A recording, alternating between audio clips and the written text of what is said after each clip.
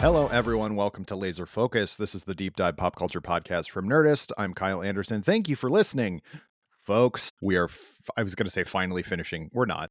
These are really enjoyable. I like having recurring segments or recurring episode themes here on the podcast, and I didn't want to finish 2025 without at least doing one more episode about the X-Files, which do you remember back in the day when it was going to be one episode? That didn't end up working out, did it? And then it was going to be 2, and now it's going to be 4. So this is the third of 4 X-Files episodes, mostly because my guest and I just have so much to say about this show. It's perhaps our favorite show, at least traditionally. So welcome back to the show, of course, writer, co-founder of headoverfields.com, and a friend of mine who I've known for a number of years now. Please welcome back to the show, Sage Young. Hello, Sage. Kyle, isn't it crazy when you think like how long you've known people who are in fandom spaces? I'm like, yeah, it's been. I was trying to think back. So I think we've mentioned this on the podcast before, but you and I met through Doctor Who fandom, right? And I'm pretty sure we met. Well, I don't know if we interacted online first, but we definitely met at a Gallifrey 1. Right. I think that's the only time I've ever seen you in person. But I can't remember which one that was. Like, no, I can't either. I don't even know what year it was. What was do you remember the first one you went to? I'm trying to remember what year it was. It would have been, I want to say 2013. Okay. 2012 or 2013 was my first one. So yeah, we definitely, and I do think it took a little, like it was definitely not year 1 that you and I met, but because I started going in 2011, I think. So it wasn't that, I can't remember. It's just been so long at this point. And Gallifrey 1 is going to be done in a few years, and that is very sad. We're going to need to. But also, like, I don't know. You are much more involved in that convention, at least currently, and I have not done anything there in a while. I haven't even gone in the last couple of years, but that's a whole other ball of wax. But nothing to do with people. It's literally just I'm so tired of conventions. It's post-pandemic. That's the problem. I'm just kind of like, I don't really feel like going to a convention. There's so many people. There's so many people. Have you ever been to an X-Files convention? I actually have. So when I was in high school, it was around the time that the movie came out, the first movie, and they had a thing called the X-Files Expo, and they did maybe 6 or 7 of them across the country. And the closest one that they did, I grew up outside of Pittsburgh, the closest one that they did to us was in DC. And my sweet dad, whose birthday it is today, happy birthday, Ed, happy birthday. Drove myself and my younger brother all the way to DC and all the way back in one day to go to this X-Files convention. And I was just like thrilled to pieces. I won a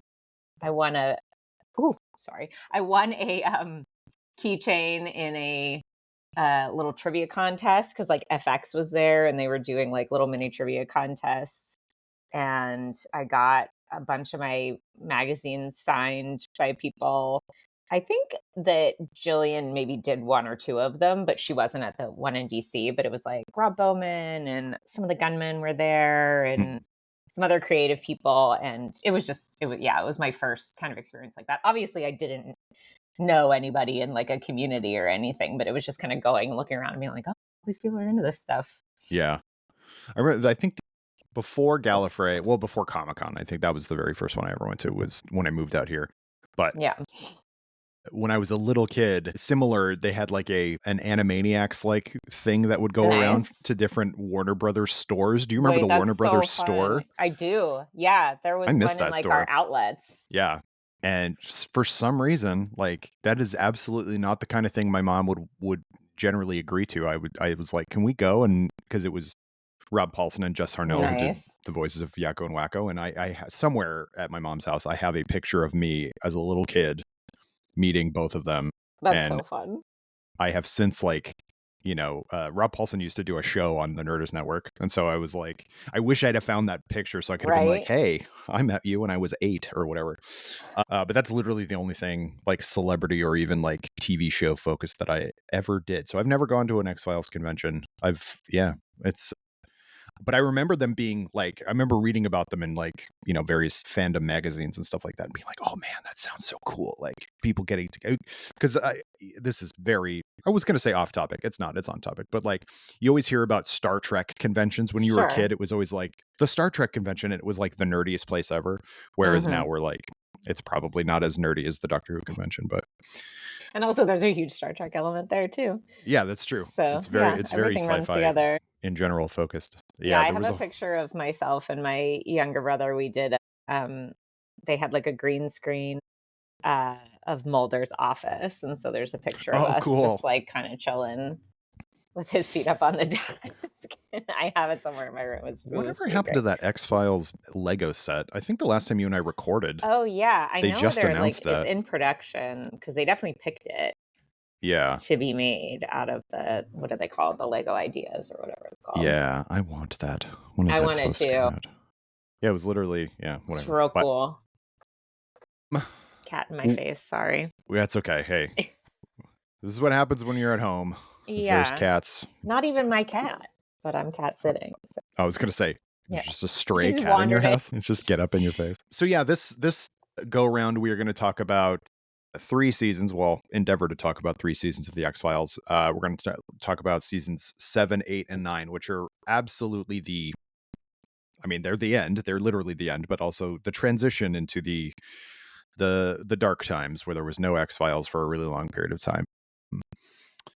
Season 7 was the last one that David Duchovny wanted to do. I actually think he probably wanted to be done with 6, but they convinced him to Probably. do 7. And if you go back and listen to our last episode, we did, there's a lot of 6 that I think we both really enjoyed. But I do think there's a bit of season 6 that feels kind of like, okay, what are we doing now? We're just kind of, spinning wheels and whatnot. Mhm. And season 7, I think, is more of that. And then we will get into season 8, where we have Agent Doggett, which we have Doggett fan number 1 here on the show. And then we'll talk about season 9, which is, I wish, good, but it's not. Really not. But yeah, so we'll start with season 7. As had been the, I guess, tradition there for a while. The previous season ended on a cliffhanger, and then they love doing their 3-parters, don't they, folks?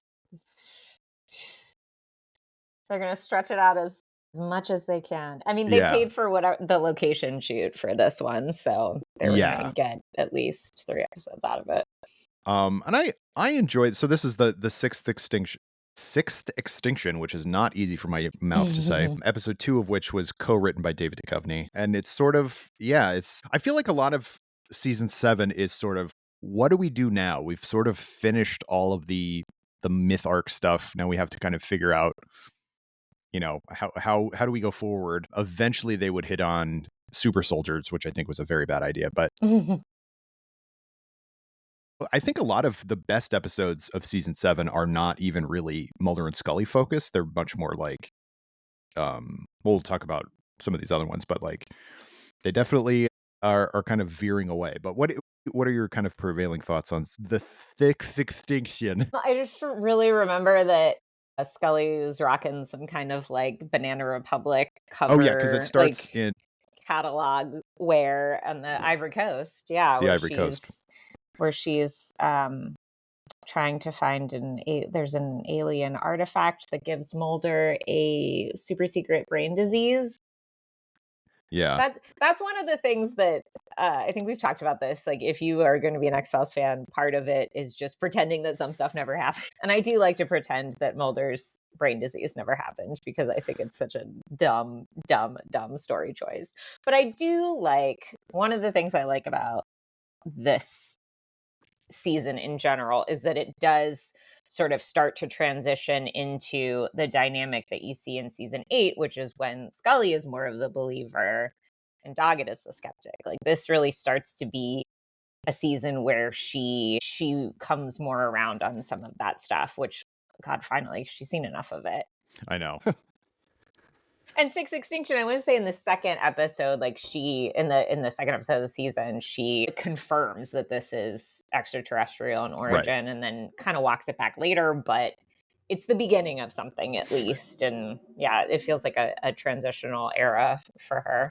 Yeah. Well, I mean, the whole thing, it's like her on the Ivory Coast is is finding an old like a buried spaceship. It's like, and there's kind of no way around that. That's what it is, you know. Like Right. What else could have possibly be?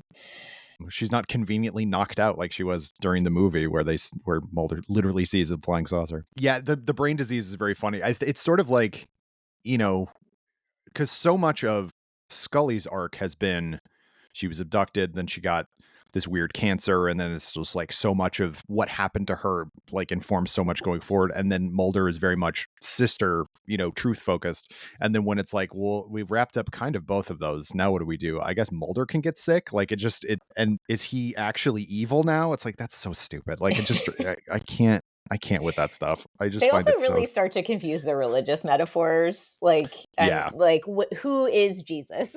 Is it Mulder? Is it Yeah. Gibson Praise? Like, is it the baby? Spoiler alert: there's a baby. Yeah. They should just start to kind of get a little bit muddled with the religious symbolism. But I appreciate that it's there, Yeah. as confused as it is, because there's a little bit of that in the second Amor Fati. Is that how you Amor say it? fati. Amor Yeah. Fati. There's a little bit of that with Mulder where it kind of looks like he's being crucified. So Yeah. it's like, I don't know what we're trying to say here. But you know, I appreciate a big swing. I don't really The best either. part of these two episodes, though, of course, is that it's the end of Diana Fowley. Thank God. Yeah. We're No free. one's favorite character, Diana Fowley. No one's favorite. No. No shade on Mimi Rogers. I'm sure No she. shade on Mimi Rogers at all. I think it's totally not her fault. And also Tina Mulder, right? Doesn't that happen in this episode I or think so. later? Well, I I actually also don't know. am really like anti Tina Mulder. I think she sucks and she could have taken better care of her son. Yeah, absolutely. That is absolutely true. She was. I feel bad because it's not the actor's fault, but also she was like a local hire in Mm, Vancouver when they were hmm because that she wasn't supposed to be a particularly main character, and then like unlike you know Sheila Larkin who plays Scully's mom, it's who is somebody that they brought in specifically for this episode, and it's like okay she's great, let's keep bringing her back. It was sort of just like well she that's Mulder's mom, so I guess That's she's yeah. just got to continue to be She's Mulder's got to be mom, and around. like and yeah she sticks around I would say way too long.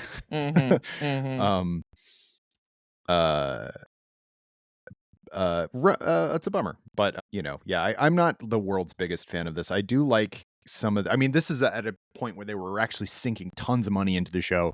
It was filming in LA, it looked really great, and also they had a lot of money for special effects, and so like there's a hallucination scene that Mulder has of the alien devastation in the second episode, and it's like it looks awesome like It does. for you know whatever Shockingly 99 it so. was like this looks really good, which is really you know impressive even by today's standards. When I forget when was the last time you did a full rewatch of the show? Uh, oh my gosh, when were we doing that? I want to say 2023. Yeah, so it's not that far, not that far Yeah, removed. 2023. Yeah. Not that long ago. And it's if it's on, I'm watching it. Like my parents get this weird channel called Comet. I don't know if we talked about this before. It's like Mm-mm. one of those free, it's a YouTube TV channel and it's like sci-fi fantasy stuff and they show X-Files. So whenever it's on, I'm watching it. But not I don't love rewatching season 7. So it's one of my lesser seen. Yeah, I definitely stop. I kind of do. I kind of just watch like really 2 through 5. That's my sweet spot. That's the sweet spot. I I think think that's there's most.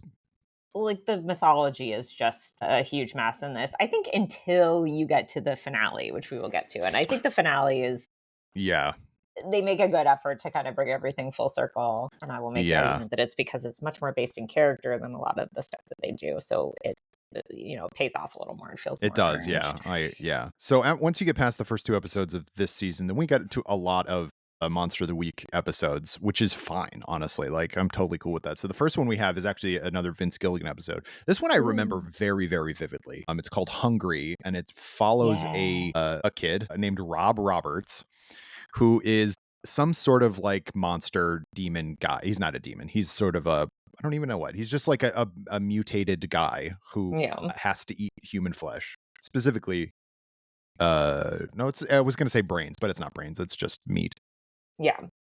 and he tries to have like a normal life, but he has to eat people. And Mulder and Scully kind of act like, especially Mulder, like the villains of the episode, which I actually Yeah. kind of like. I love episodes like that where we follow the culprit, the monster, the whatever, and it Mulder and Scully sort of are the antagonists. I find that really interesting.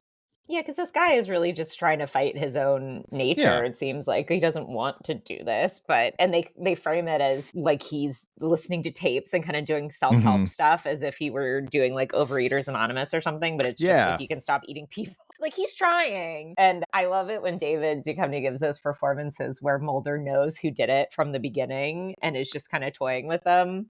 Like, if you ever watch Elsbeth on CBS, that's kind of the thing, is where like she knows, it's like Columbo. It's like she knows who the murderer is right from the beginning. And whatever they say is just sort of like, interesting. So, and that's kind of Mulder's vibe with Rob Roberts, which, yeah, makes him seem like a jerk and lends more empathy to the monster, which I think Yeah. is really cool.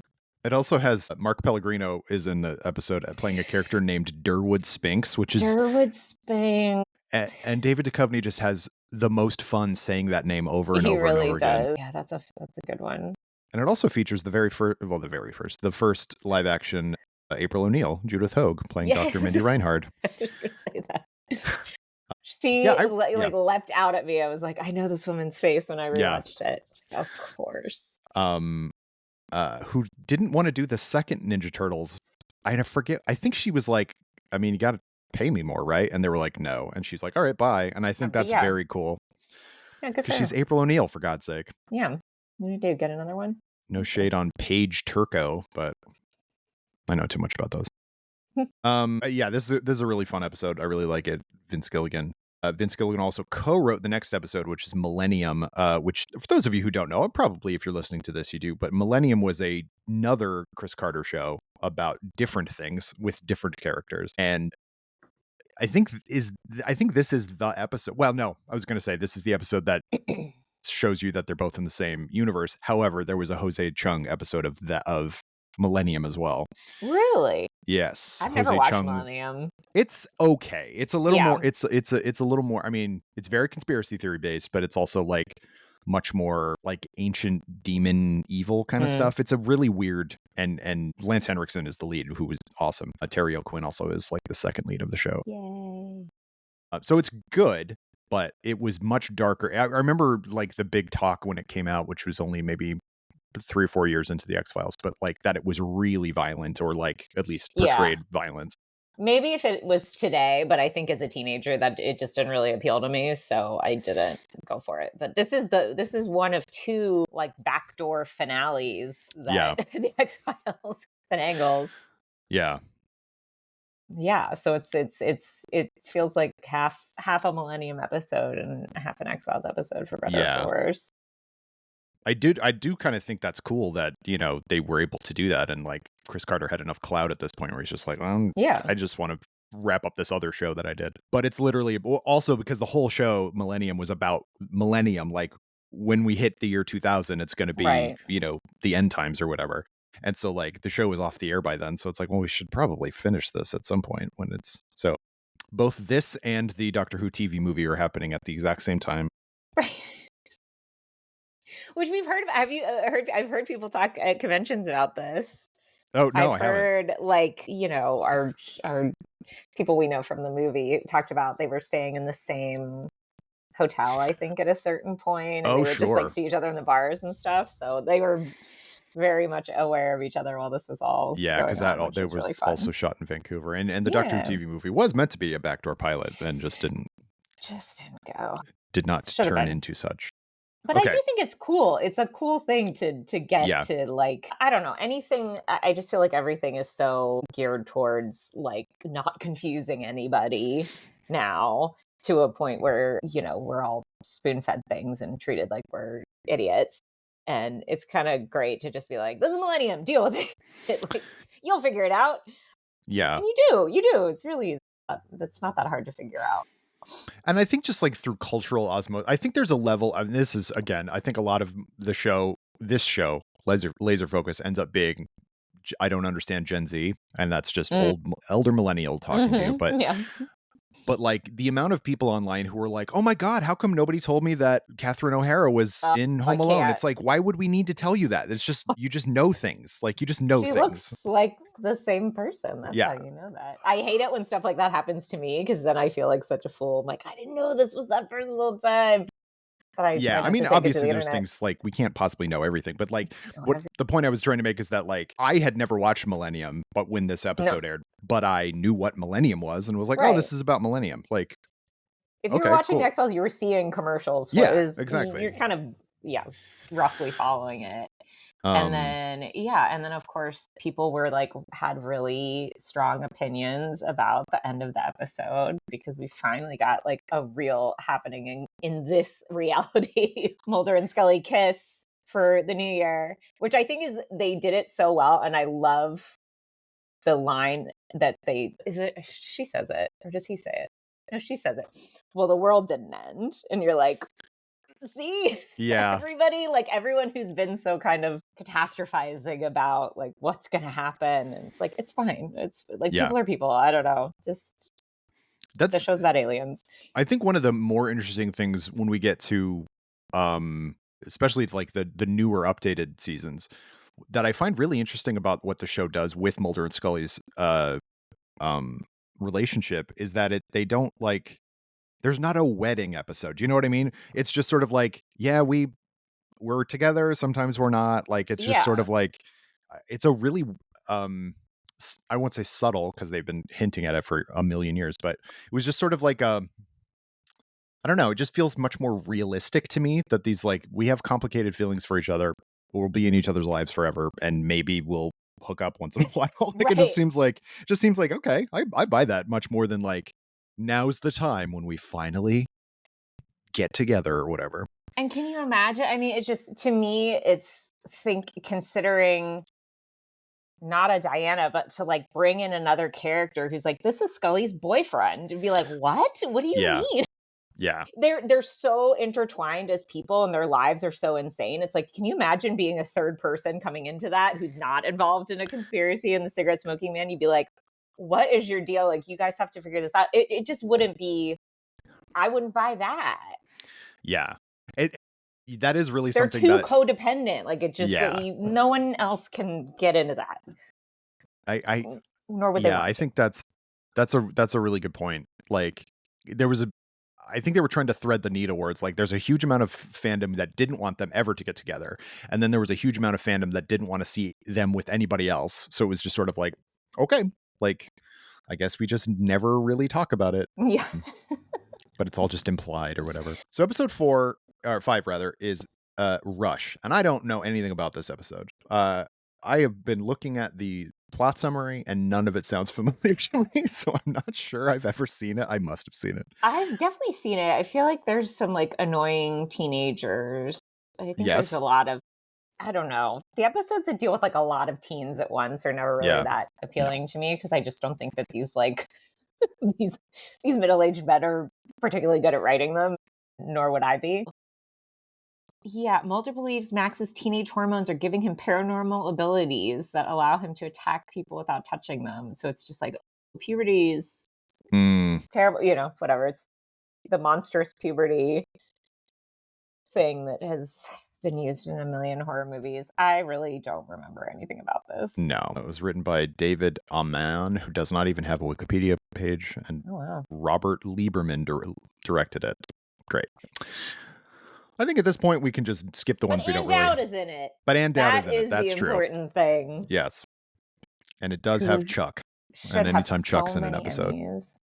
Oh, Now, I Chuck. do remember the Goldberg variation, Yes. which is a very fun. Willie Garson's the main character, and it's like a guy who is incredibly lucky, but also not lucky. And I love stuff like that, where it's like, it's not that surprising to me that the people who came up with the X-Files or the people who came up with Final Destination also wrote on the Right. X-Files, because this seems like the funny version of that, where it's like you leave it to chance and then any number of bad things happen. But it's basically like, what if fate were a Rube Goldberg machine? And Mhm. I really enjoyed episodes like this. I think at this point I'm like, there's so much funny stuff that you can do with premises like this that I don't mind comedy episodes. Yeah. It's like the idea of being cursed with good luck, I think is really interesting and a fun it's something I mean, that kind of happens later in the season 2 with the episode with the genie, where it's kind of Mhm. like, okay, you think you got everything you wanted, like every fairy tale we've ever but really, what does that look like in real life? And Willie Garson is just so good at playing like a guy, just like a regular Yeah. guy, like a sad sack guy. And he's really kind of heartbreaking in this, as is a very young Shia LaBeouf as his Very, yeah. sick neighbor. Yeah, it's just you know, you don't get a lot of X-Files episodes where everything ends happily and everybody gets what they want without it being boring. Yeah. And this is successful in that. Yeah, very enjoyable, that one. We're starting to get people that I don't really know that well, so this is writing and directing on the show. So, like, Jeffrey Bell wrote this episode, went on to write, direct, and produce Angel, Yeah.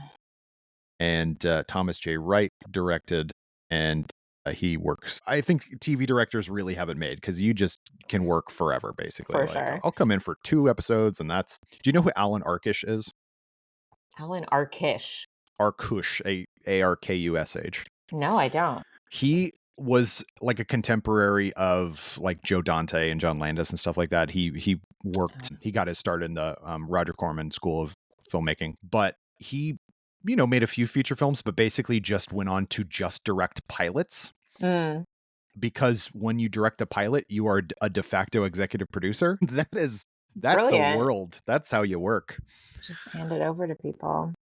Yeah. So even if it doesn't get picked up, you still get paid. I think that's the way to do it. Money for nothing, chicks for free. That's what you do. Yeah. What do we got next? Here Orison. we go. Ugh. The second episode to feature Donnie Faster.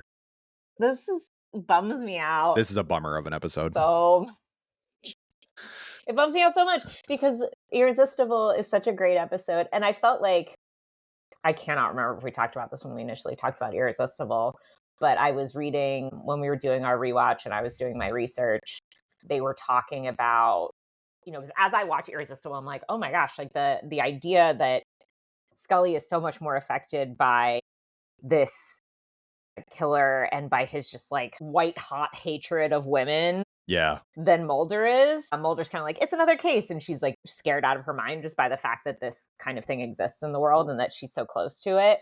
And I read, I can't remember, I think it was Chris Carter who said it. And he was like, oh, it's, she's just dealing with this PTSD from her abduction. Which that doesn't make any sense to me. It wasn't like about how they're experiencing this differently because he is a man and she is not, like, that it was about that. And so I feel like I experienced that episode in a way different way than it was maybe intended to be experienced, but it still works for me. And Donnie Faster is such a great human villain that it's like, I love the idea of it's supernatural in the way that, like, how can there be this kind of evil in the world? But there is. And that it's the evil itself that's supernatural and not necessarily like the entity. Like the guy is just a guy. Right. But like, oh my God, like how we manifested this in our world. And then Orison does the horrible thing of making it just explicitly supernatural so that Donnie Faster is no longer just a guy that you could meet on the street, which was the scary part of it. Now he's a demon. Now he's like a devil or something. And especially it bums me out. Yeah, me too.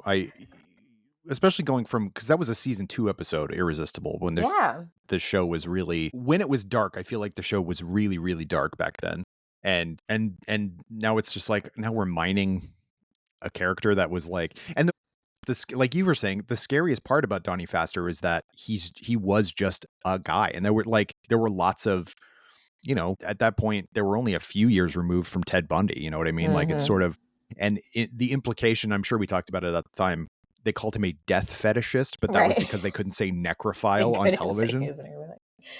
And he was just a creep and like, I want to wash your hair first, like just a creep. And now to make him a demon, and Nick Chinlund is great again as Donnie Faster, and Scott Wilson plays Reverend Orison, and it's just sort of like, yeah, I agree. I think it was kind of a letdown in my head canon. He's not, you know what I mean? Like, same. It's there's demonic imagery in irresistible, but it's Scully's like vision of Her him. perception of him. And that's what's I think really interesting about that episode. And it's the reason, like, you know, I've not actually ever done like a full ranking of episodes. I think that would take 100 years to complete, but I definitely think that like top third, I think Irresistible's in it, and Orison I would not put in anywhere close to that. No, nowhere near.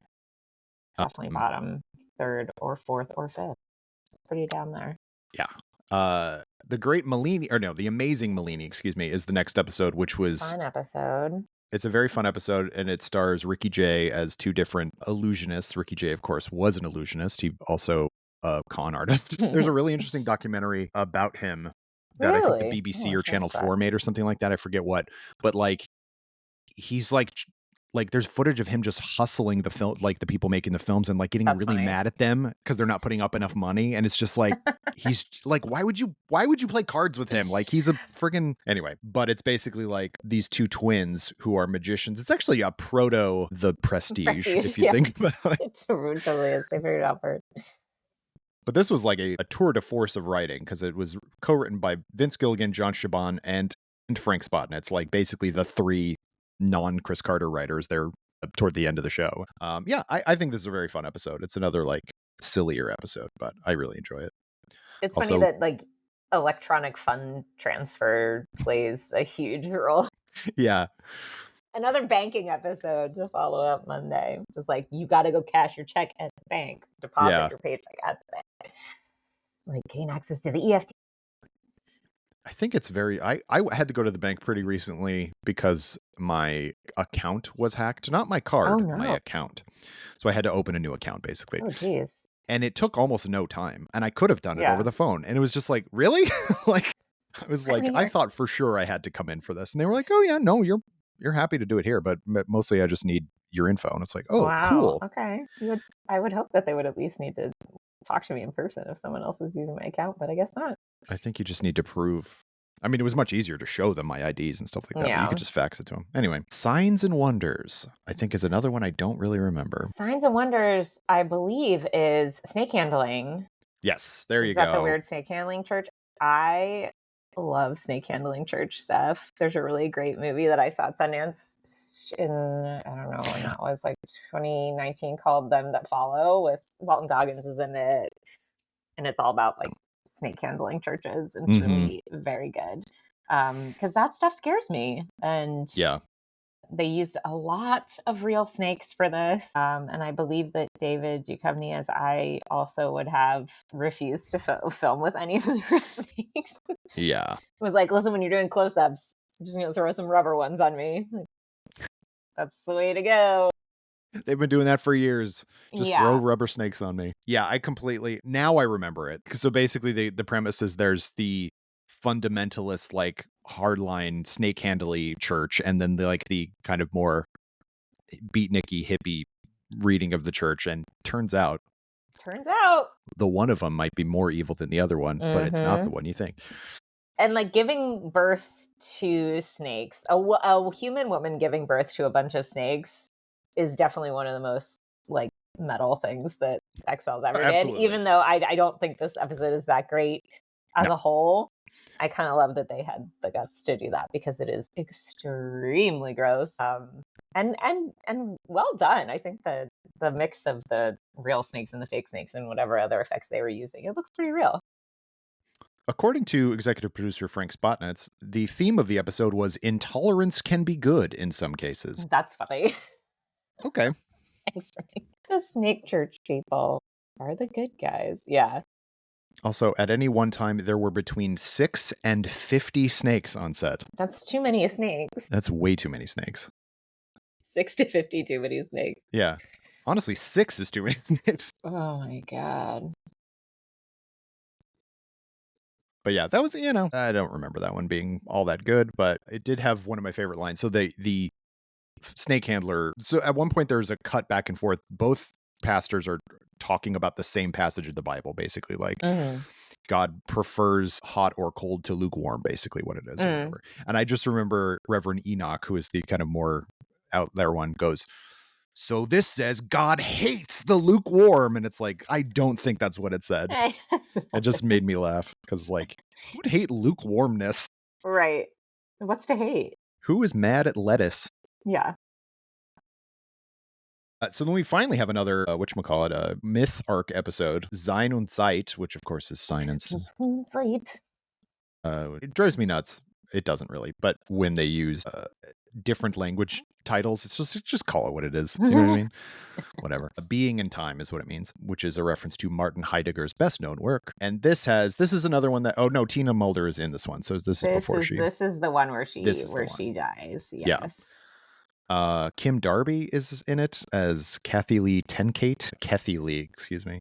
Mark Ralston plays a character, and then it's just there's just a million side characters and stuff like that. This does have this is a good Skinner episode, I think, but at this point, again, it's just sort of like I don't really care about most of this stuff. Well, and this is, I think, as we've said, the focus of the episode, or the focus of the show, and kind of the like moral center of it, or the heart of it, changes over time, where Right. by the time you're in season 7, I don't think anybody cares really what happened to Samantha Mulder, because that hasn't been Mulder's like driving force in a long time. Mm-hmm. Whatever happened to her, she's gone, right? So it's like, okay, well, that's not going to change anything. So it feels like sort of a afterthought to wrap up her story. And to that end, they wrapped it up in the dumbest way possible. Why don't you fill me in? What happens? Okay, so there are spirits of dead children called walk-in spirits, and they will come and save other children who are living miserable lives by like taking them into the afterlife. But not all children who are suffering, just some of them, including Samantha Mulder, who had been living on an army base with the Spenders, which right. is Okay, very yes. Now I confusing remember because this. like, why would Cassandra never mention that to Mulder? And oh, hey, yeah, like, your sister's I raised here. your sister. Yeah. She never mentions that. But yeah, it's like essentially she was like touched by an angel and just taken out of her horrible life to be dead. It's effective in the way that in Closure, which is the second episode of the two-parter, I think it's effective in the way that David plays it, and that that it is a letting go, and kind of like acceptance of everything that happened, and there is some emotional resonance in it. Unfortunately, the plot is just so stupid. Yeah, I do remember this being. I was sort of just like, wait, what? Like, it's ghosts? Like, like, what does this have to do with aliens? Like, I don't know. Nothing. Once they got to the point where, like, you know, I think they couldn't figure out what actually happened to Samantha for a really long time, and they were just sort of like, well, what if this happened? And it's like there's a point when keeping the mystery alive is not worth it anymore. And so like I was happy that now it was done. Like, it's like, okay, at least you know what happened. She was not abducted by aliens, but she was experimented on, like all this number of stuff, you know, because he found the B clones of her. Right. What was that, season 4 or 5? But yeah, it was just sort of like, okay, yeah, cool. And I think that's why I kind of don't really remember this one, because it was sort of dumb. There's a lot of really dark, there's a big like child murderer storyline that goes along with this too, which is essentially how Mulder finds out what happened to her and finds out about the walk-ins. I hate even saying it, but there's a good darkness to it. But just, I don't know, the payoff is really not worth it. But again, I'm glad to be done with it. Yeah. But it's like they piled so much into Samantha's backstory, not into her backstory, but they piled so much in of like what happened to her after she was taken, that then to find a way to explain where she is now and what that all could have done to her became kind of impossible. Yeah, there was never going to be enough juice to live up to the squeeze, or whatever that phrase is. You know, like it was always going to be like underwhelming, I think. Yeah.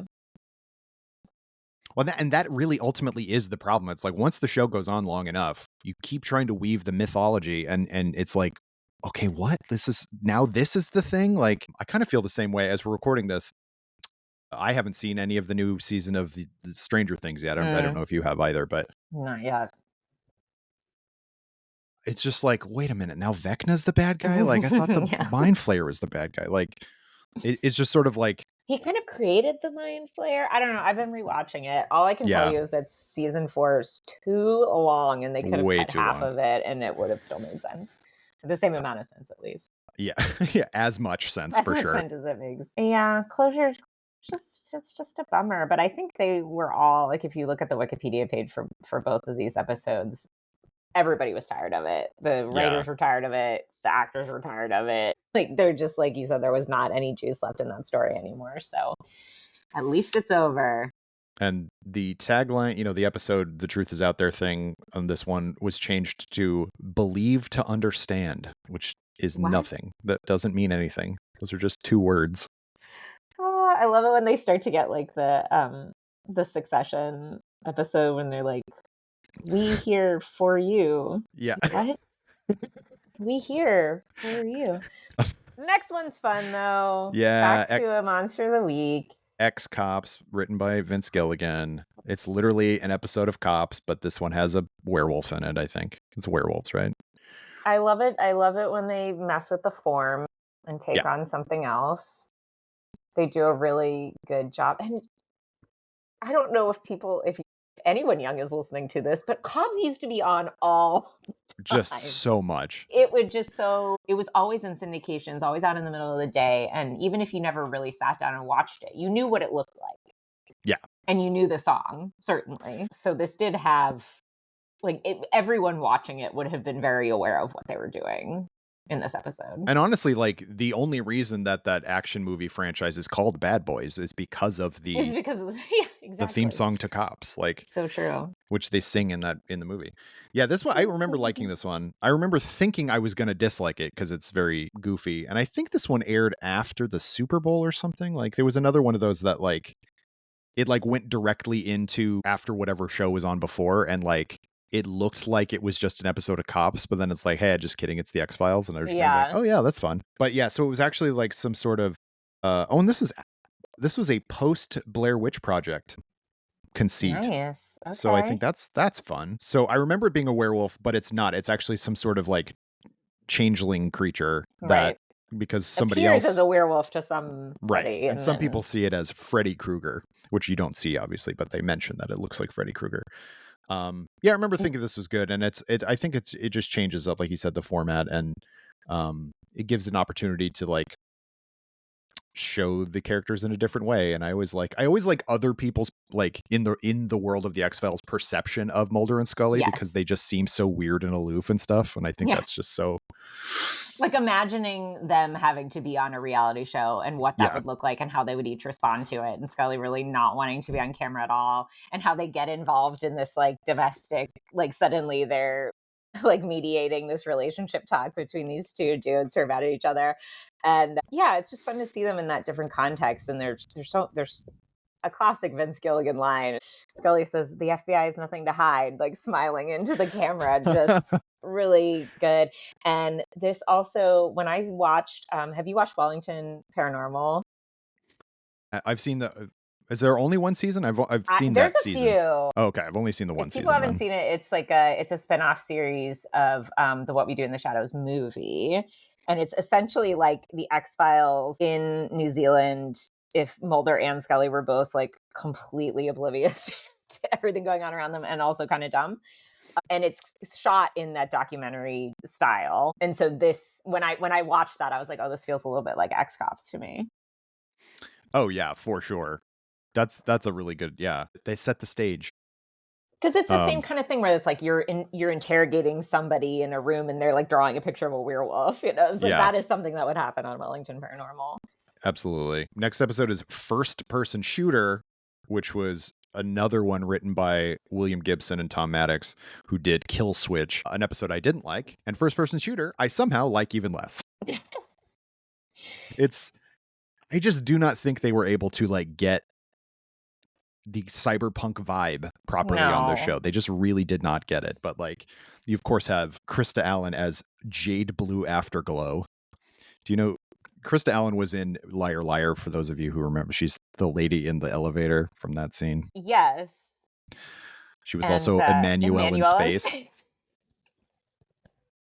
which I'm Which sure.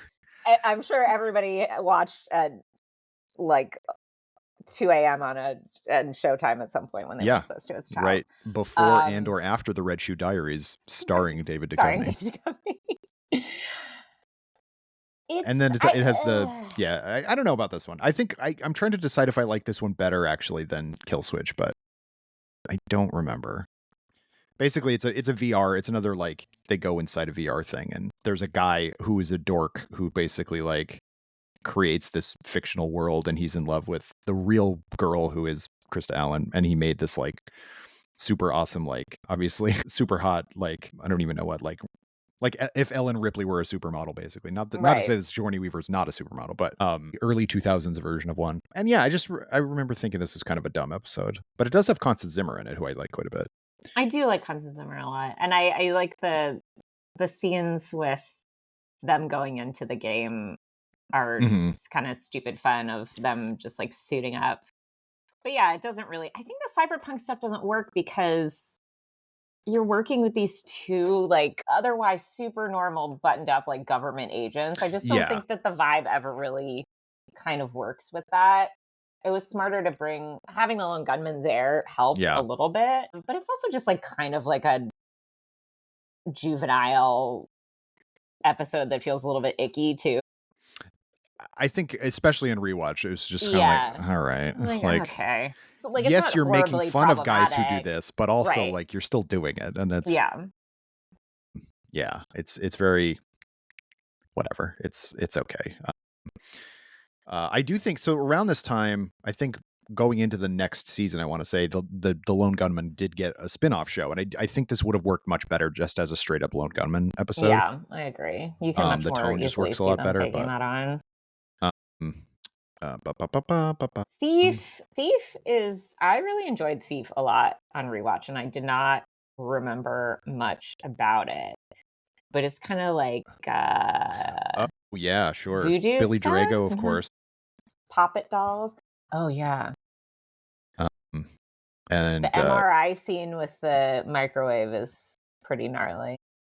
yeah, um, yeah. I kind of dig stuff like this where it's like it's so Mulder at one point thinks this is like hexcraft, which is a funny way to Hmm. say that. But I kind of love the episodes that are like that, where like there's the one in season what is it 2 where there's the teacher who like does the weird like demonic rituals and stuff like that. Yeah, I kind of like scariest episodes like one. that just because it's kind of down and dirty. It's not like a cult or something like that. It's just like I just do weird stuff, and it's just like Hmm. I kind of like. And also Billy Drago is a scary looking dude. The Yeah, father of very scary.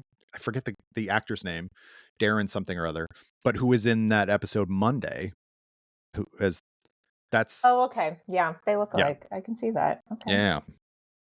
But also Billy Drago was the bad guy in everything, but specifically Everything. The Adventures of Briscoe County Jr. starring starring Bruce Campbell. Excellent. Yeah, I remember thinking this was a pretty fun episode. There's a lot of hoodoo involved. Yeah. The scene where he is kind of the last act of it where I can't remember whose house they're in, but Scully is in there and he's made one of those poppet dolls of her and Mhm. basically blinds her by sticking nails into the eyes of the doll. And that is like a really freaky sequence where you see her in real life, Yeah. really not being able to see. Yeah, I like hoodoo stuff. Why not? Why not indeed? Okay, so now we get your very favorite episode ever, which is called Enemy, but spelled EN space AMI. It is my enemy. And it has everyone in it. Smoking Man, Skinner, Lone Gunman, Black-haired Man. I don't remember Black-haired Man. What is he? Anyway, uh, another of, syndicate people. We're still doing syndicate stuff. Yeah, he's a Um marksman. yeah. Okay. It's Oh, he's in the movie. Marjorie Butters is a character. That's a fun name. So yeah, And what William B. Davis wrote this, of course. Oh, of course. Yes, we're in the Or the age where they Fast all get to write Vanity stuff. episode season. Yeah, he got to write this, and it has never worked for me. And I'm not a huge fan of the first Smoking Man episode, but I think it makes more sense in the broader context of the show, and it like the idea of just of him being like a thwarted novelist, like a guy who sucked at art. And so Yeah. he became this, like a, it's the idea of like a middle manager, like becoming a supervillain, that kind of thing. But this is just, it's like Pretty Woman with Cigarette Smoking Man and Scully. They go on a weird road trip. And there's no way this far into their relationship that Scully would ever believe that she was going to get anything useful out of this person. So just the immediate conceit that she would go with it. The idea is basically that he's dangling some information, like a disc that's going to tell her everything. Right. And she just like goes off with him without telling Mulder. And I just like, I can't make that leap for that character that she would No. ever do that. No, it's very, yeah, it smacks of William B. Davis has not gotten to do enough scenes with Gillian Anderson. So he was Right. like, I'd like to do that. And they're like, okay. And they make their relationship weird too, because I really like early on where that whole scene that Cigarette Smoking Man has with Mulder when he's like, I like you. I like her too. That's why she was returned to you. It's like he's always had this kind of respect for Scully. Right. And then this episode makes it skeevy and weird. Yeah.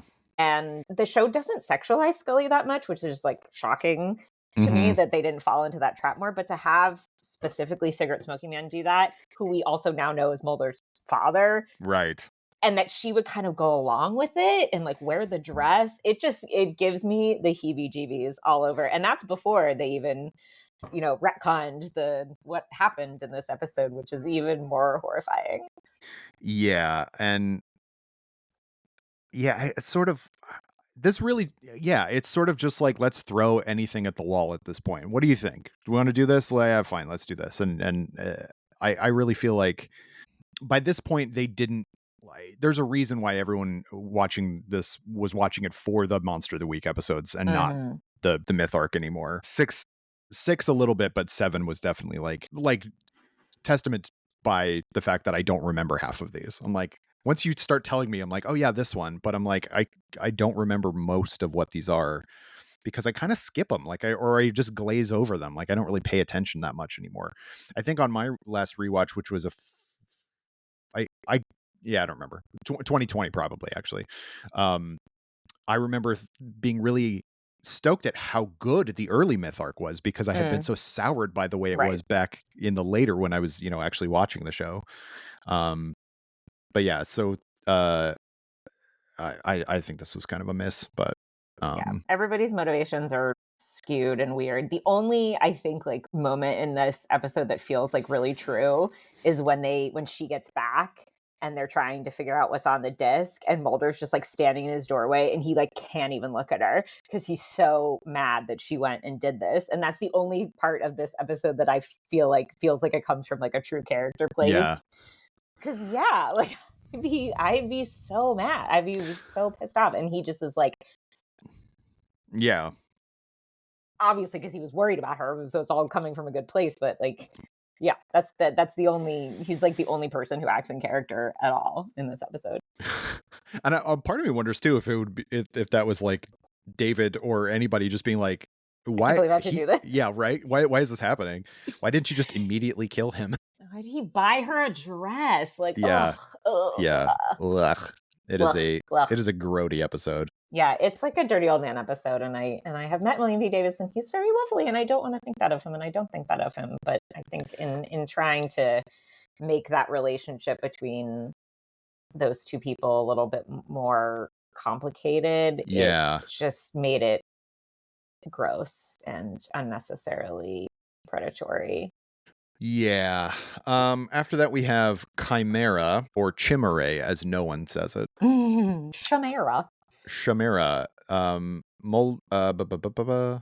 In this episode, Mulder investigates what appears to be the case of a missing woman from a small town, but soon turns out to be a murder by a spirit summoned from the underworld. Scully, meanwhile, must endure an uncomfortable stakeout. Cool. The Scully Light episode, I believe, because she was working on All Souls. Right. Which is the episode that Gillian wrote and directed. And it's so rare that Scully gets to be like the comic relief, and Yeah. she does get to be in this episode, like just calling. She's on this like horrible, boring stakeout, and she Yeah. just keeps calling Mulder and like threatening him and talking about how she's passing the time, like imagining killing him and all this stuff. And it's fun for her to be on that side of things, because usually she's the one doing serious stuff. And this is another small town suburbia storyline where, of course, they do a little like gender flip. Who's the bad guy? I remember really liking this episode. Yeah.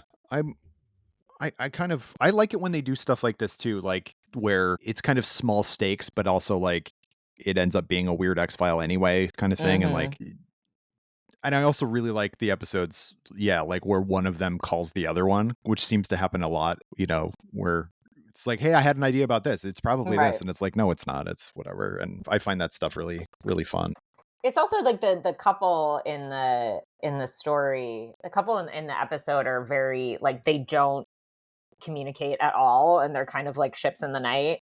And so it's a great juxtaposition of Scully like calling Mulder with every thought that she has because she's so bored.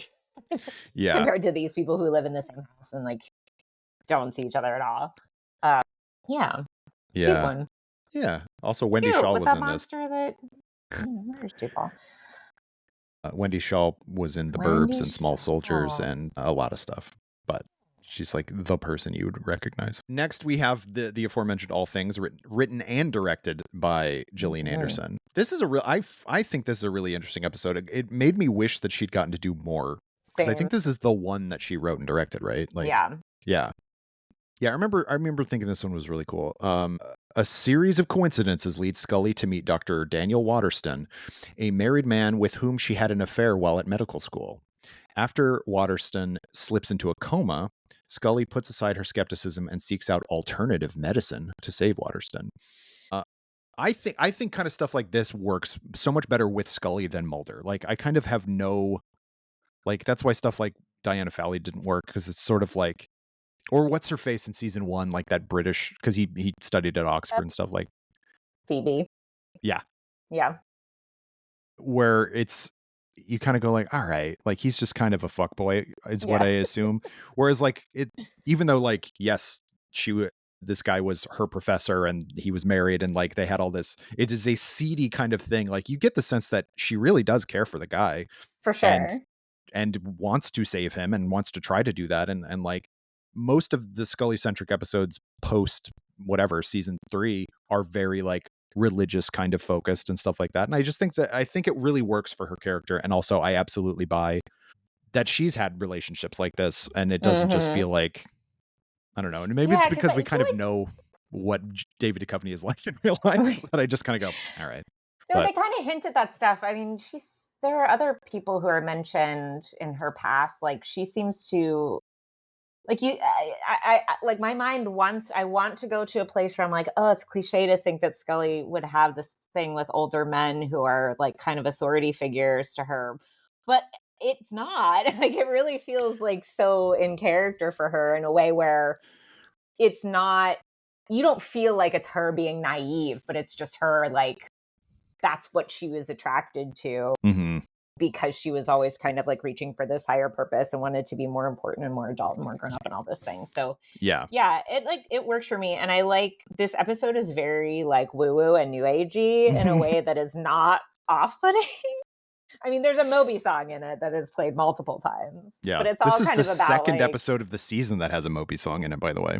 Oh, cool. What was the must first have been one? friends with Moby. Oh, It was one of the earlier episodes we talked about. I just happened to notice that it was a Moby thing, but makes heavy use of "The Sky Is Broken," a song from Moby's 1999 album, as well as the gong.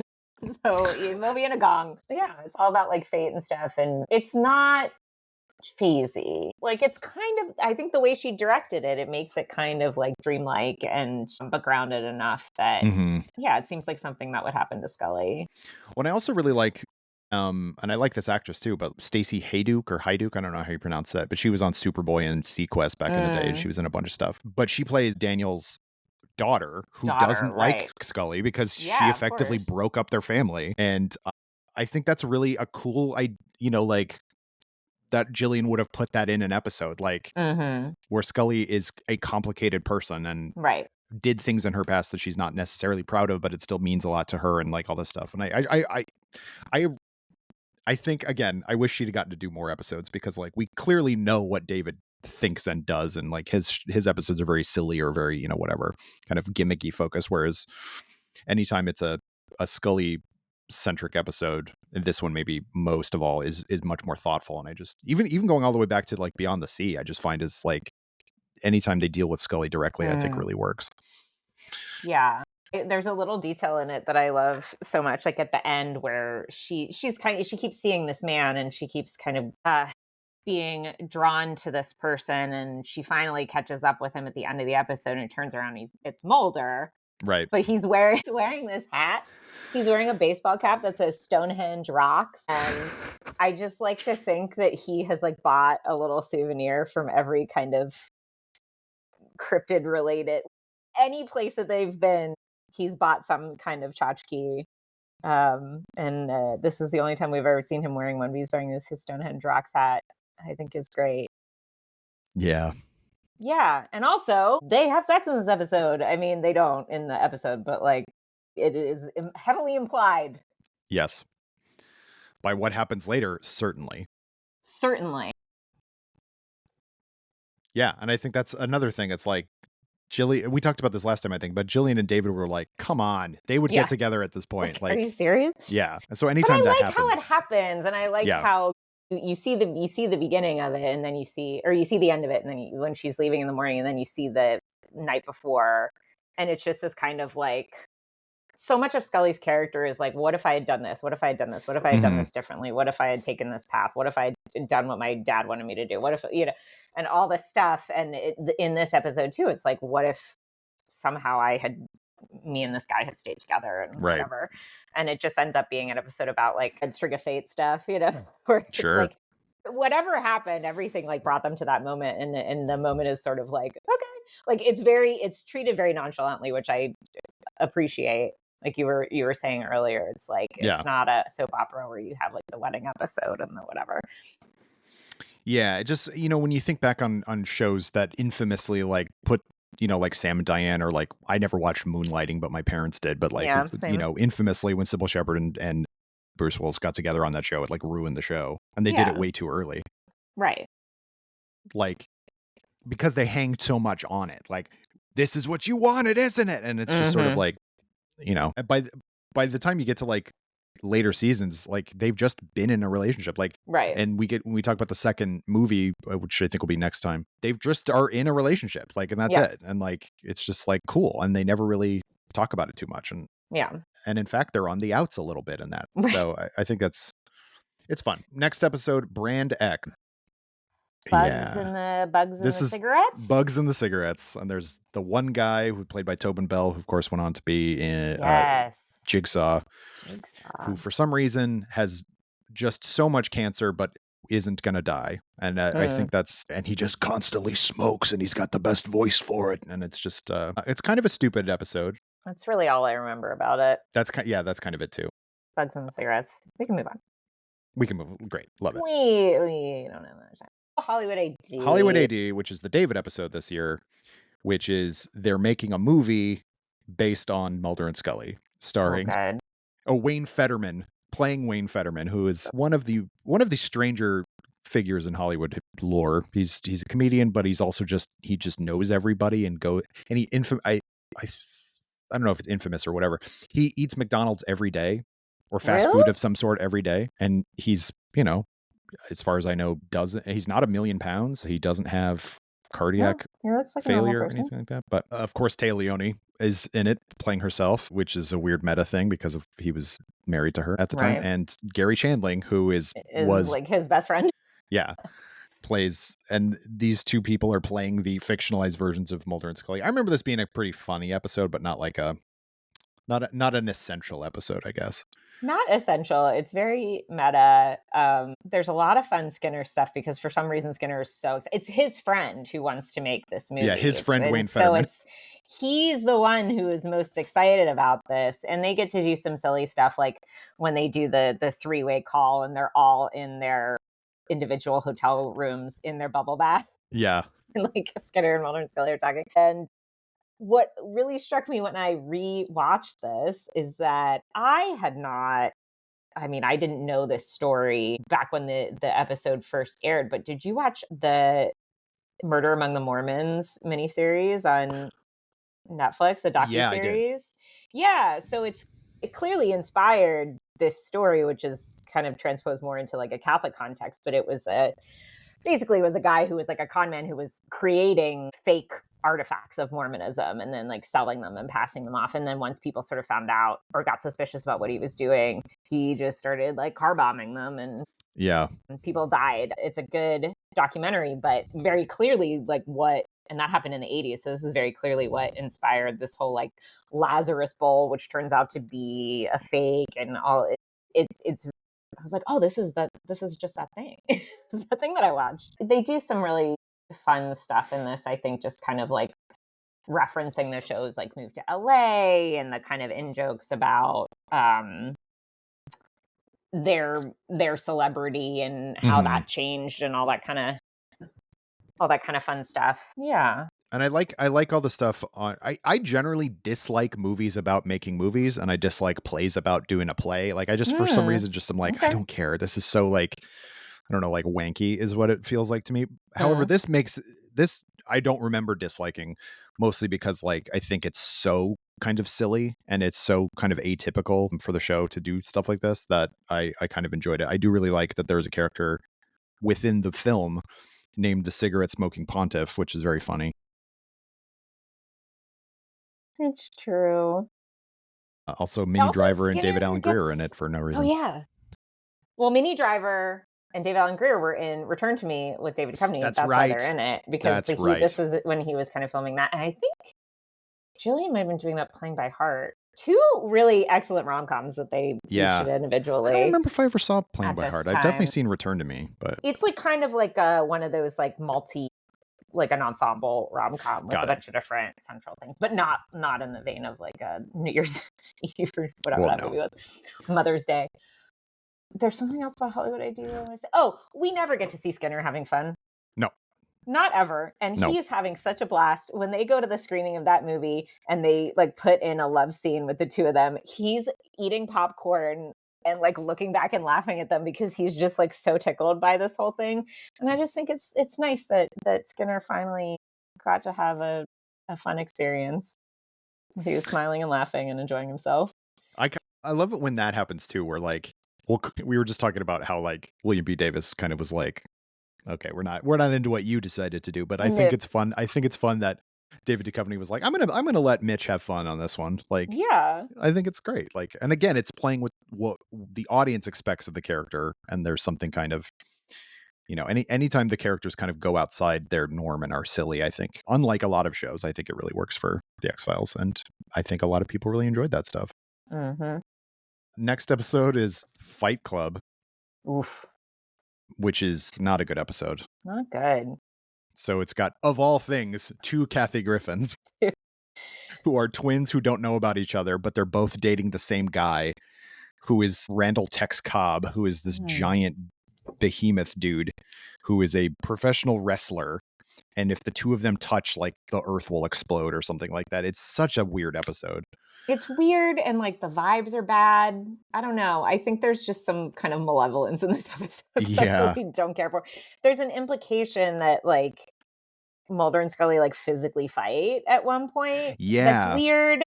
I don't like, I get the joke, but I don't know. It just feels like it doesn't really land. The comedy in this feels weirdly violent and mean-spirited in a way that I don't think works with the show. There's one really funny part when we were doing the rewatch.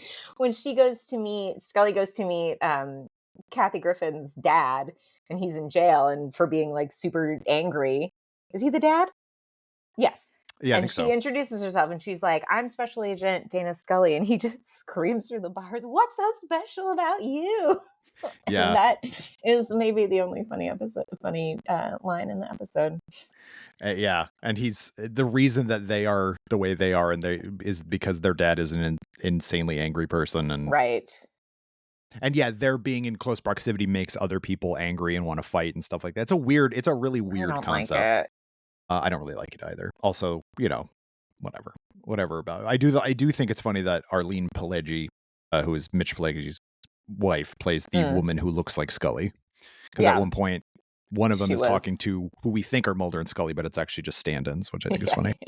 yeah. There's some funny visual stuff, Yeah, but it just overall, I don't like the tone of it, and I don't think Kathy was the right choice for this. And they've had so no, many good guest stars in recent episodes. yeah. Speaking of good guest stars, though, the next episode is Je souhaite, or I Wish, Love. which was written and directed by Vince Gilligan.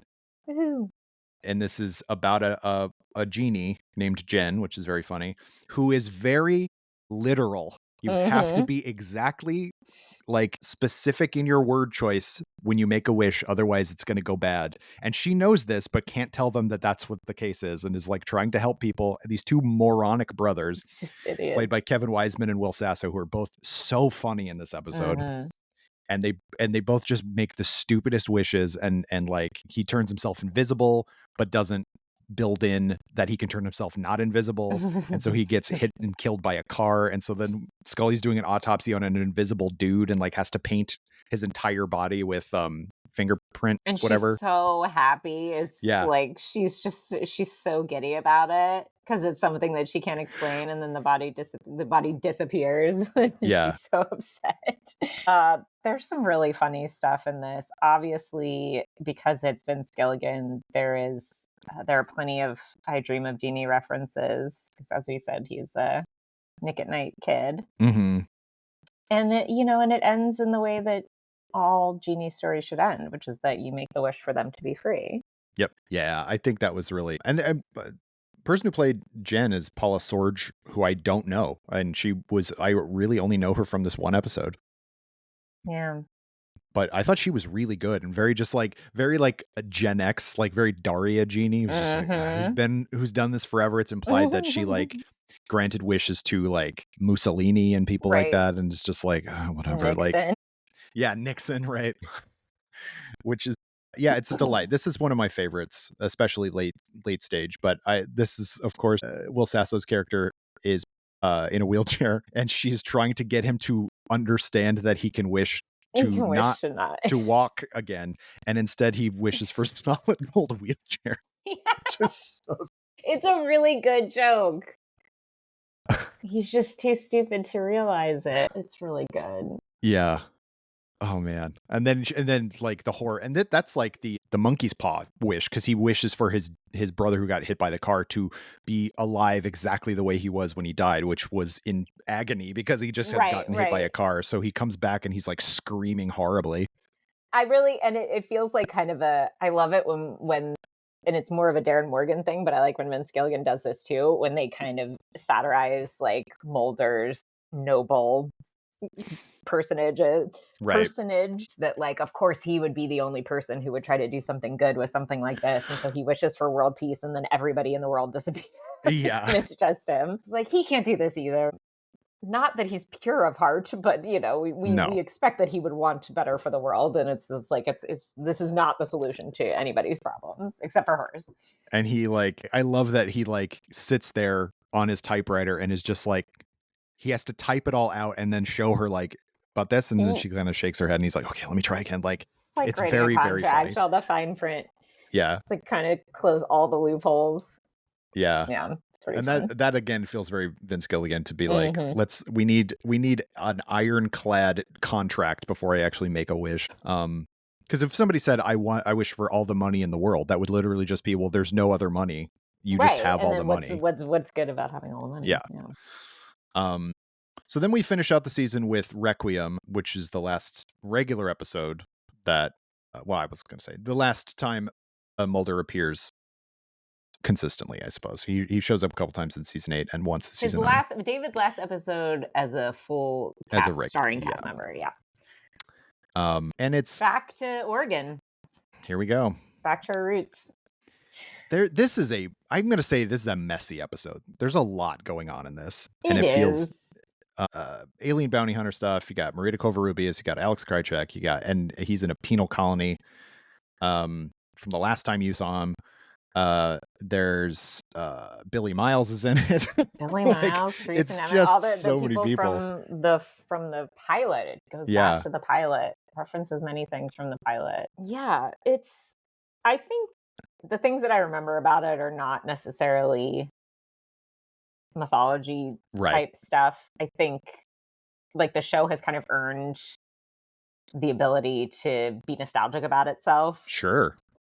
And so that part is works for me a lot. And there's like a really great juxtaposition of the motel scene that happens in the pilot episode where Mulder is telling after she gets scared about the things she sees on her back and it turns out they're mosquito bites, and it's like he's telling her his whole like woeful origin story about Samantha and all this stuff, and she's sitting on the bed and he's sitting on the floor, and he says to her at one point after he tells her a story, he's like, I have to find out what happened to her, that's all that matters to me. And then in this episode, it's like before they figure out what they are going to have to do, that he has to go and find the spacecraft before Cigarette Smoking Man finds it for whatever reason. And they have a similar scene, and he says something like, there's so much more than this, and is like convincing her to not go with him. And that like that feels like such a good arc to me that I wish that the show would have stuck with, because I think they walk that back Mm-hmm.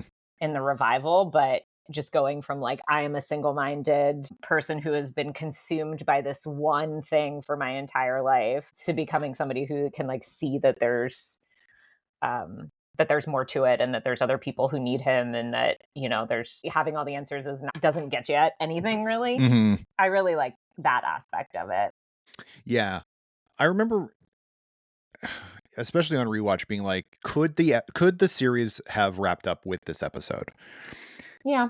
And I think it could have. Like, they obviously tried to, bringing it all the way back to the pilot is that's how, that's obviously like a reference to that. What I do think is really funny is that Mulder at one point finds, and it's on the Wikipedia, which is what reminded me of it. He finds the mark in the road that he made 7 years Yeah. earlier. It's like, no, he would not. There's such a thing as weather. No, he wouldn't, but I eat that up anyway. I know. Just like, remember this. I always really like when they reference the pilot, because the pilot sort of feels out of place with the rest, or for a long time felt really out of place with the rest of the series. As many pilots do. But the pilot's great, and it, it feels like the characters were not like fully there yet. And the stuff that happens with pilots. But the fact that they brought it back to there, I thought was a really cool, like, like you said, nostalgic about itself, but it's like, it's also like a reward for people who had stuck out, and maybe had watched the first few seasons a bunch of times on FX, like you and I did. So we just are like, cool. Hey, Billy Miles, it's the same guy and everything. Like, I eat that stuff up too. Also, Krychek throws Cigarette Smoking Man down a flight of stairs, which is a funny image. And one of the many times that we believe he must be dead. Yes, there's no way this old man could have survived. Yeah, he's not.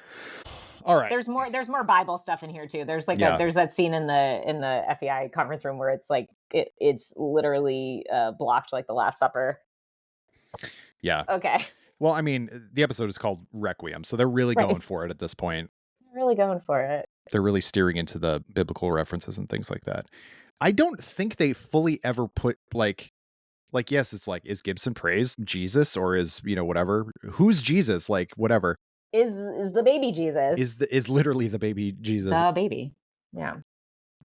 I don't think they fully like decided what the metaphor was. No, they never did. Actually, no, I don't think there was a metaphor for like half of it, and they were just like, I guess it's maybe a metaphor for Christianity. We all grew up Catholic, so let's talk about it. Like, yeah. So yeah, I think it's a good episode, and it also aired the day after my 16th birthday. Just a fun factoid. That's fun. Okay, so when we get to season 8, lots of things are different at this point. Mulder we ended that season on 2 cliffhangers, which is Mulder got abducted by something, whether that is the government or actual aliens, and Scully is somehow pregnant with a miracle baby because she has been told many times that she cannot get pregnant. Yeah. It's actually insulting at a certain point that she keeps getting told that. It's like, okay, I get it. Thanks. Yeah. No, they loved reminding her of that. And so I love season 8 because it's like, okay, here's some it's like fresh meat. I don't Yes. know. Like there are new things to uncover. Some people were not into, and I think at the time I was a little resistant to new cast members, but it really invigorates the show when Scully's purpose is totally different than it has been for the last Mm-hmm. 7 seasons, and there's a new guy that she's has to deal with while she's like dealing with the hardest thing that's ever happened to her. And Skinner gets to step up a lot, and kind of be like her person, which I really like their relationship in these season 8 episodes where Skinner's not the stepdad, he's the dad who stepped up. Like he really just is like, I am gonna make sure you're okay. Yeah, more Gibson praise stuff. I do this Within, which is the season premiere, is just I think a great intro to Robert Patrick. And Yeah. she, like, Scully throws a glass of water in his face because she hates this guy so much, and he's like daring to sort of question whether Mulder has just like up and abandoned them or Yeah. I think it's a really interesting, and I understand why people did not enjoy Doggett, maybe because of that first, but like by the end of the two parts, like they have a understanding, and I, especially on rewatch, you understand that Doggett he's a cop, first of all, and he was in the military. He's a very like by the book guy. And I think it's set up really nicely that like Scully now is sort of put in a position where she kind of has to defend all the work that they've done, even though right. she has spent 7 years really not believing much of it, which I think is a cool dynamic. And I think it's really nice too that as the season goes on, the two of them really become like good friends. And I really Mm-hmm. appreciate that. And, she helps him with, which we'll talk about in a sec, but like dealing with the loss of his son and all that stuff. And like he has obviously his own demons to deal with. And I think you have to set up that this guy is untrustworthy, or she thinks he's untrustworthy because he's an Right. establishment figure, and nobody in the establishment is trustworthy except Skinner, and even they thought he wasn't for a long time. So like you have to earn the Scully's trust, which I think is reasonable at that point. Yeah, and Doggett's just like salt of the earth, like Yeah. good dude. And he doesn't come in particularly hot. Well, he does, I guess, but like you can kind of see where he's coming from. And then in the future, when they kind of nail down his character a little bit more, he's just like a guy. He's just like, you got to show me the proof of this and then I'll believe it, which was her role for so long. And I love these episodes so much because I think that Scully's in that because Mulder's not there, she has to be like his voice in every room.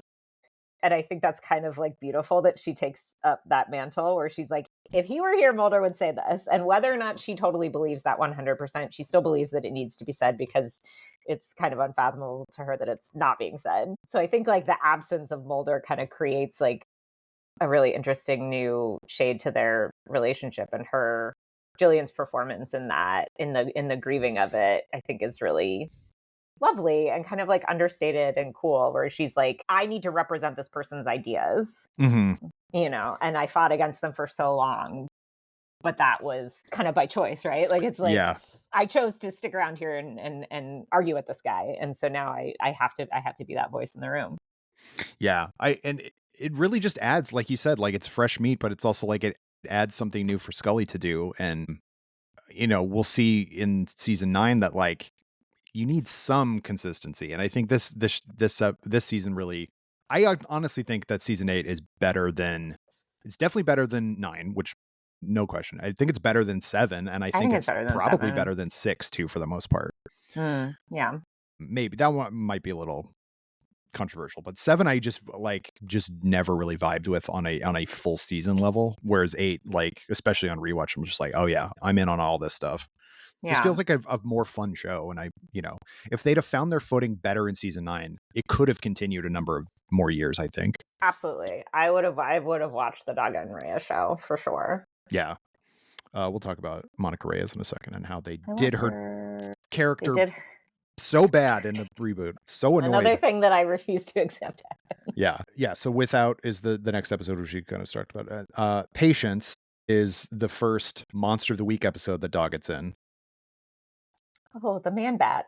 The Man Bat, right? Which I think starting with a absolutely wild like creature episode Love is it. really smart because Doggett has to kind of understand what he's up against. Yeah, it's gotta be trial by fire. Like, you look at this thing right in the face, and then what are you gonna do?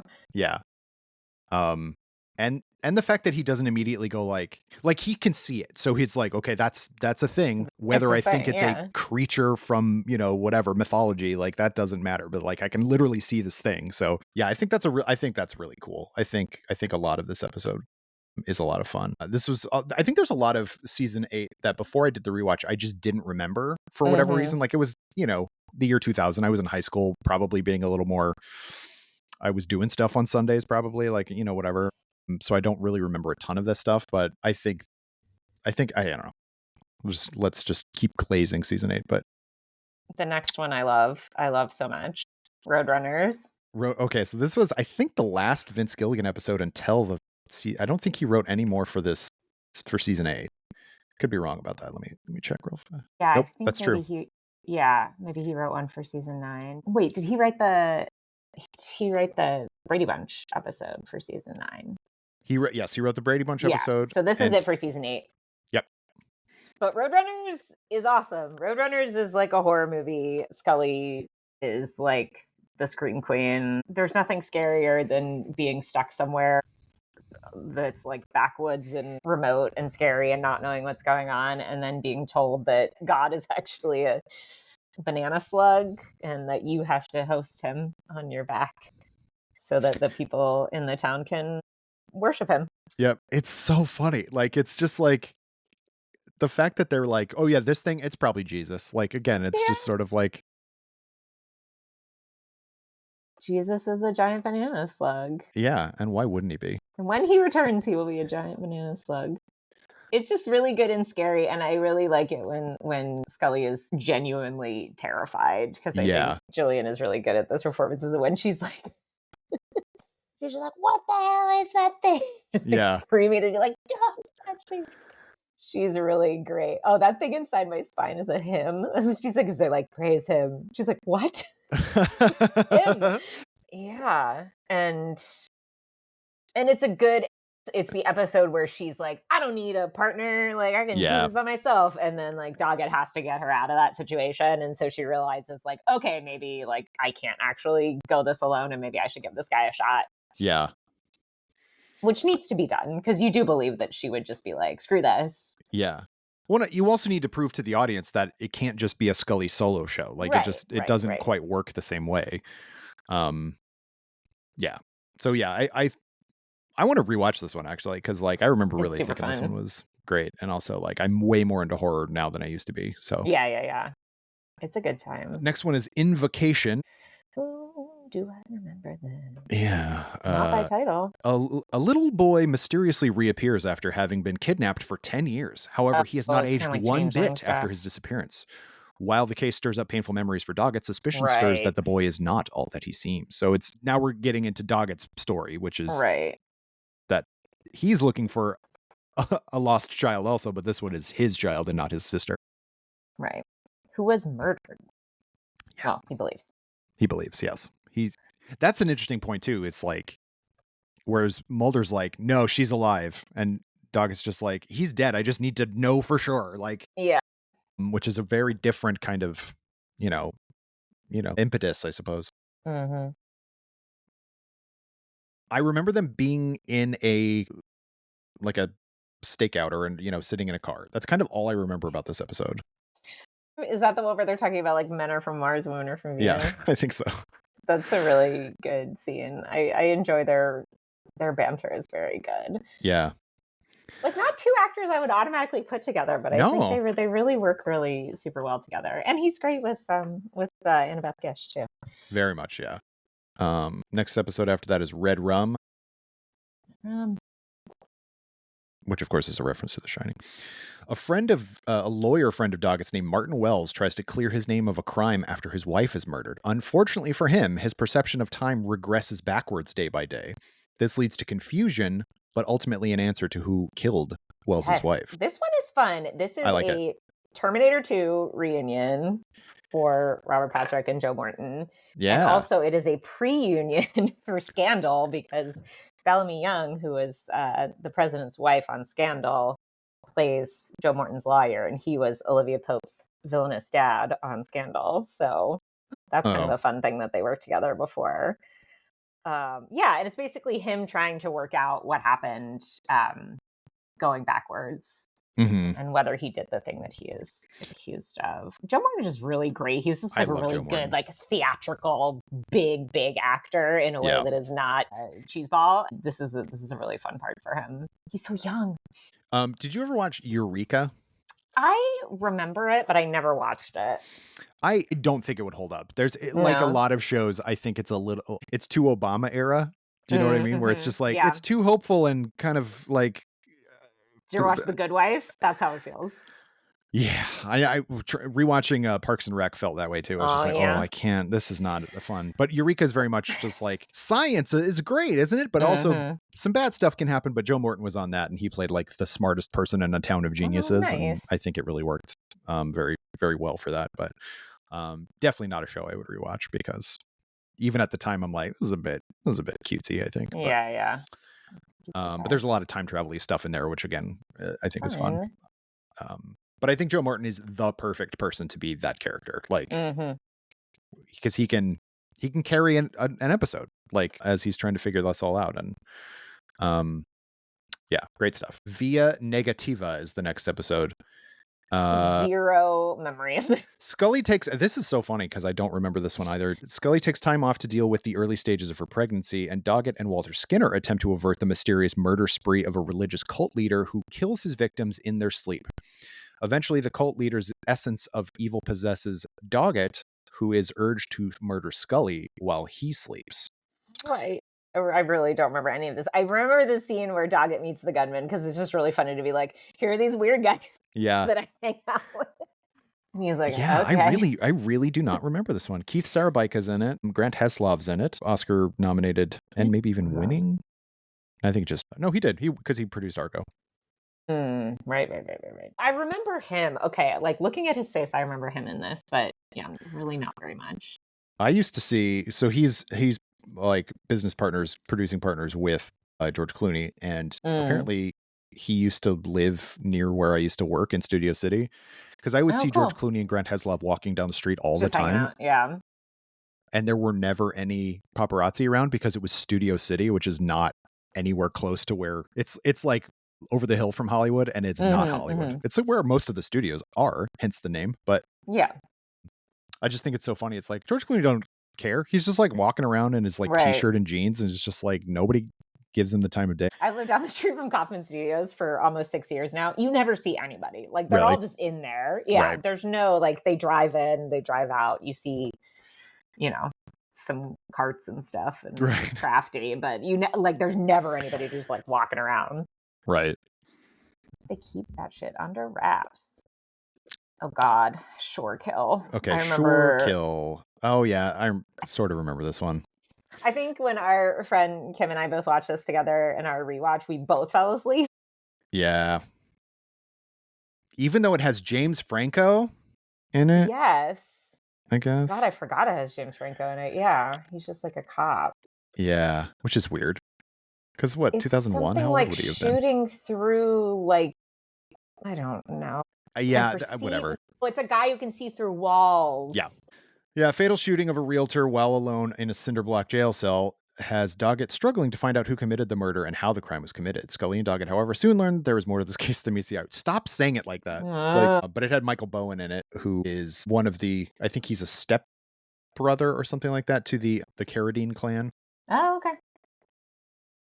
I don't know if he's David Carradine. I think he might be David Carradine's stepbrother. Doesn't matter. You know him if you saw him. But I think this is not a good episode. It's not good. It is horribly boring. The villain in it is played by an actor named Patrick Kilpatrick.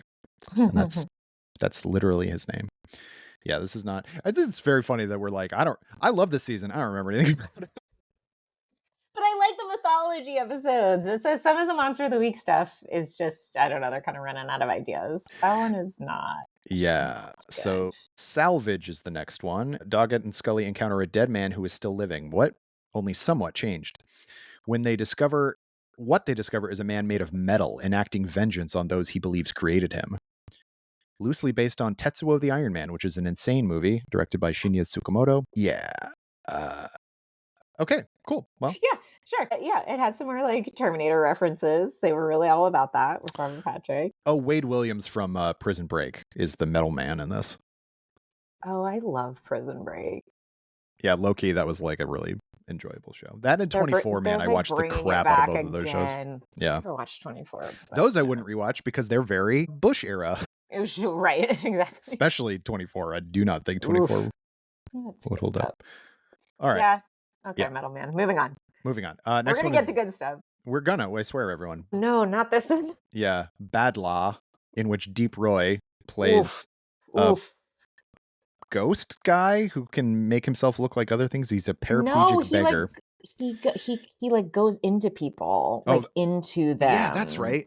He literally goes into them. Goes into them. Like he goes in people's butts. It's not good, and it's also it's the go up the butt it's episode. the Yeah, go of up the course. butt, and it feels really racist.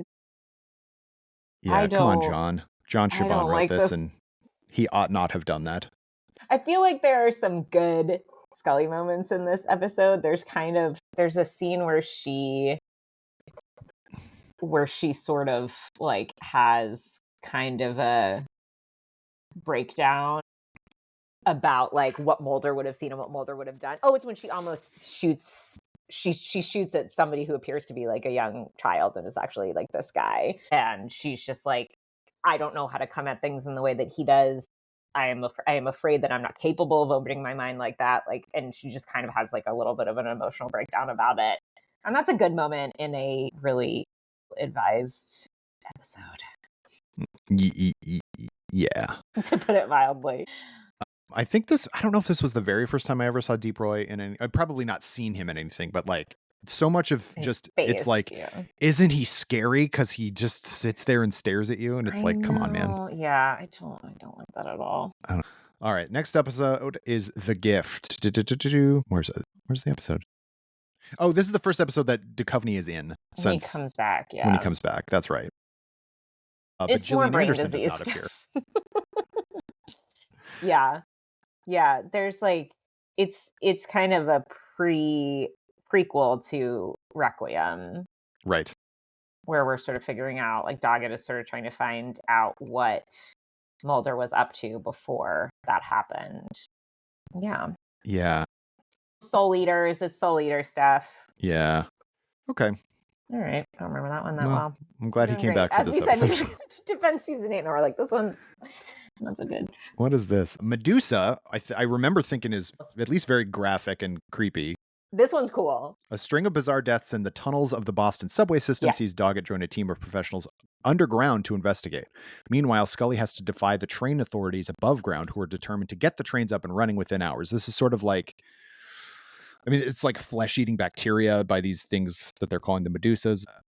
I think this episode looks really good. It looks great. They created the set. They created that subway set, which is insane. I love let's go down here into this thing and people have to listen to us even though they don't want to. And this sounds so insane. Dr. Kelso from Scrubs. Oh, yeah. Like the main kind of suit who's like in the way, the deputy chief, and Jenkins.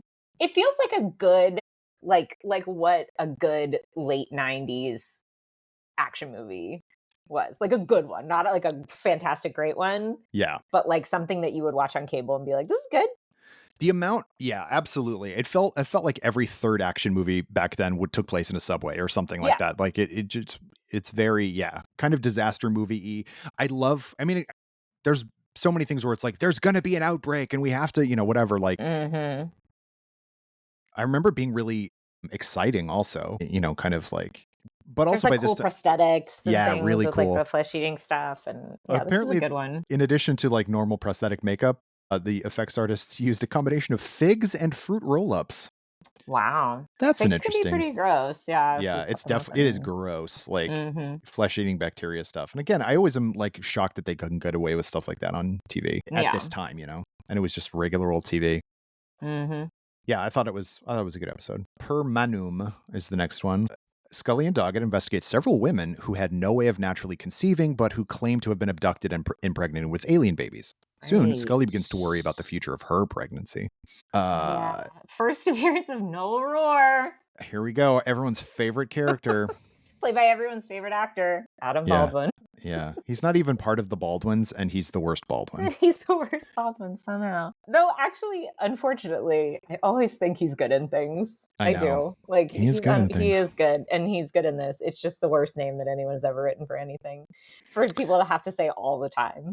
Yeah, especially somebody in Robert Patrick's Texas accent having to say that. No Roar. Man named Yeah. Noel Roar. Oh, It's the rural juror of people's names.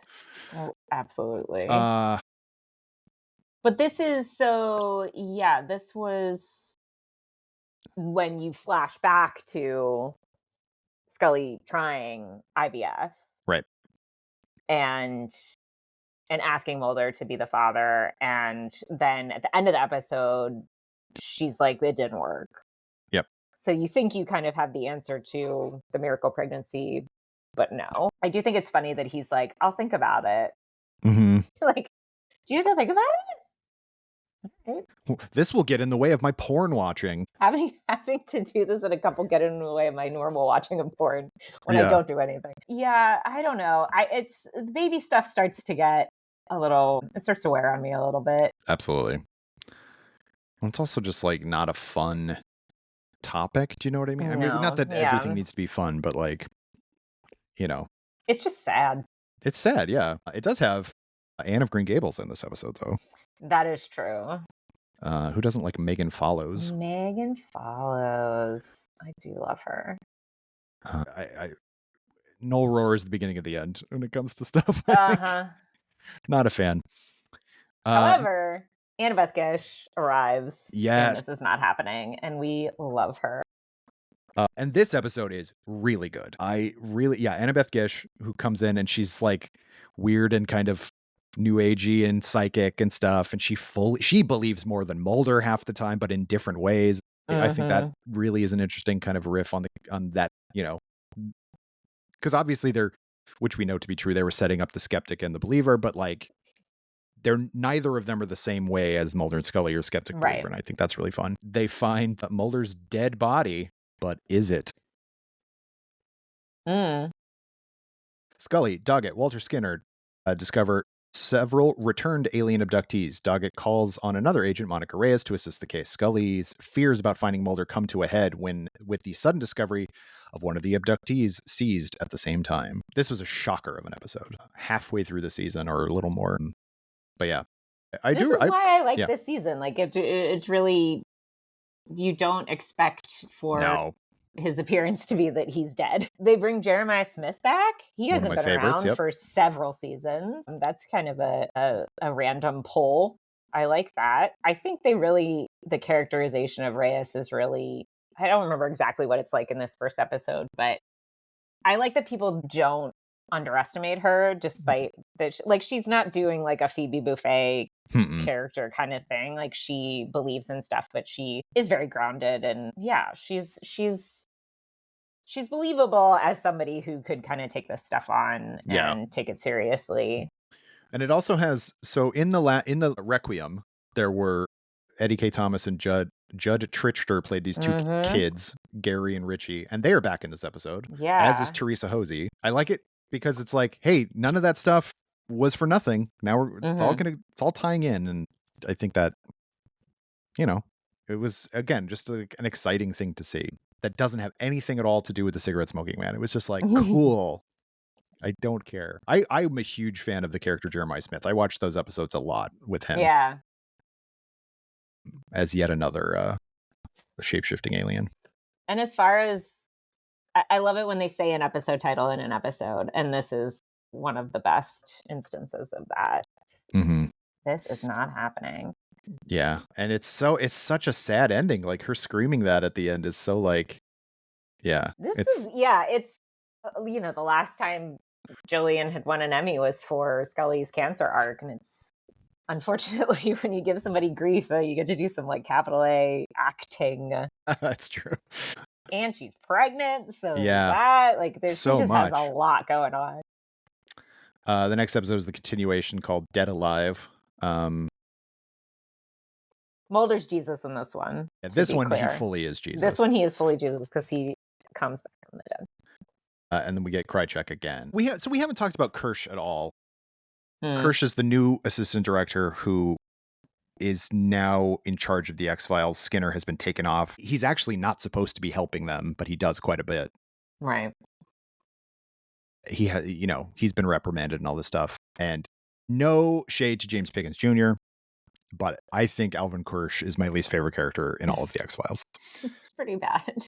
He's just such a dick, and it's just like, I don't have the And energy not to in a deal with fun you. way. Yeah. Yeah, he gets in their way, but in a way that is just sort of like bureaucracy and stupid stuff that is more frustrating than it is when you know that it's for some kind of like nefarious purpose. Yeah. Even though he is involved in all this stuff. I don't know, he's just such a jerk about it. He's pretty bad. Yeah, absolute, just no thank you. No thank you. But Margaret Scully's back and she's one of my favorites. Yeah, anytime she shows up, it's good stuff. Yeah, so Mulder comes back from the dead, no big deal. Yeah. All good. He looks, they really made him look dead. Like, the makeup is pretty excellent. And there's decomp on their bodies. And he's got the weird like spots in his face that everyone sort of associates with a certain type of alien abduction that's on the show. Yeah. By this point, the lone gunmen are basically in every third episode. They're just constantly there. Which again is just like funny to imagine them interacting with Doggett all the time. Yeah. It's just such a different dynamic that I like to think about. I weirdly was thinking about them unrelated to the fact that you and I are about to have this conversation, but like a week or two ago, thinking about the lone gunmen and how they were all like Tom Braidwood, which I'm sure we mentioned before, was just an AD on the show who just kind of had an interesting look. And then these two other guys who were just like local Vancouver hires. And then they not only became like major characters on a very popular TV show, they got their own TV show out of it. And it's just like, that is rad. That's rad. That's how much fandom can do. The episode after this is 3 words, which is another Nor episode. And I simply don't care. Yeah. When a man is gunned down at the White House lawn attempting to inform the president of a pending alien invasion, Mulder secretly conducts his own investigation and believes Doggett is working to conceal the truth of alien colonization.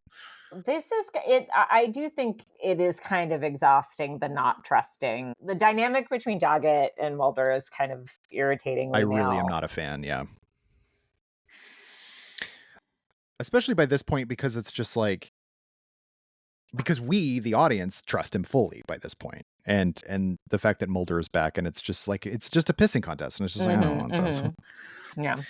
And like, you get that he would not trust Doggett necessarily, but if Scully does, then why wouldn't you try? But she's otherwise, I don't know, He's uninvolved really, for the most part. Mulder's like mad at everybody in this episode. Yeah. He's really like kind of a dick to everybody. And he's like kind of weird about Scully being pregnant and like being like, who's this? It's not a good look for him. No. Who's this guy? What's he doing? It's just, it's like, get out of it's here. Real A to B kind of like character arc stuff. And it's just like, we just didn't, there are times when the show feels really TV showy and that kind of thing it's just like, come on. They are so above this at this point. You know what I mean? Like they should just be, but whatever. Empedocles is the next episode. Monica enlists Mulder's help investigating a killer's connection to the unsolved murder of Doggett's son, but Mulder soon finds himself clashing with Doggett yet again.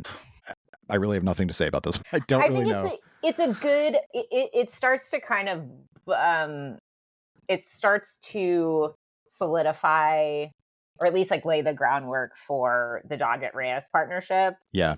There's too much, once again, like Mulder and Doggett pissing contest kind of stuff. Scully kind of like stands up for Doggett to Mulder and is just sort of like, okay, like lay off this guy. Actually, like he's a good dude, and like give him a chance. And it's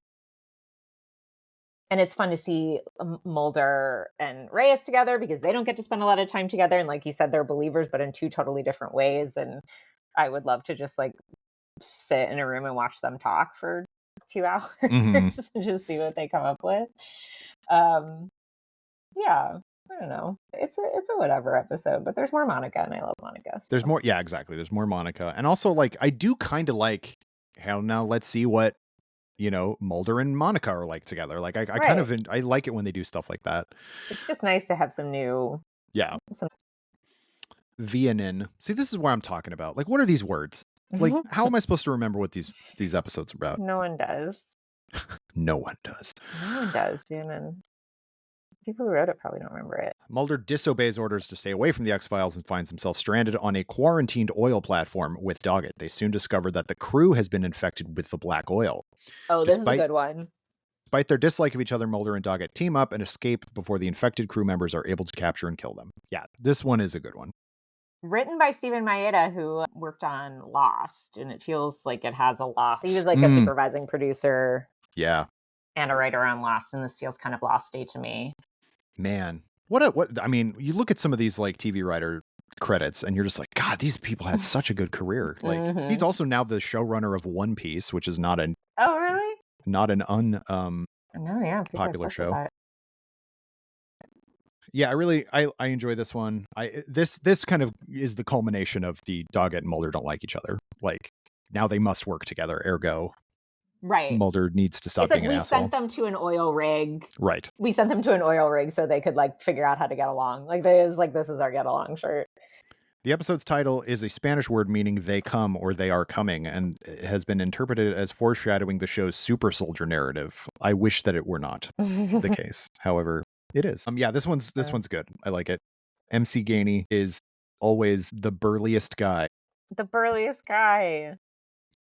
Another Losty. Yeah, exactly. Another Losty. That's totally right. Yep, good episode. Alone, which is the best Heart song. True.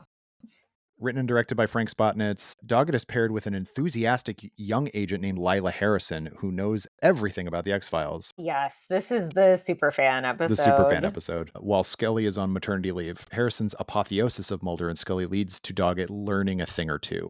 But when Harrison and Doggett disappear, Mulder defies orders in an attempt to find them. I kind of like Lila Harrison. She's set up to be annoying because she knows she's a know-it-all.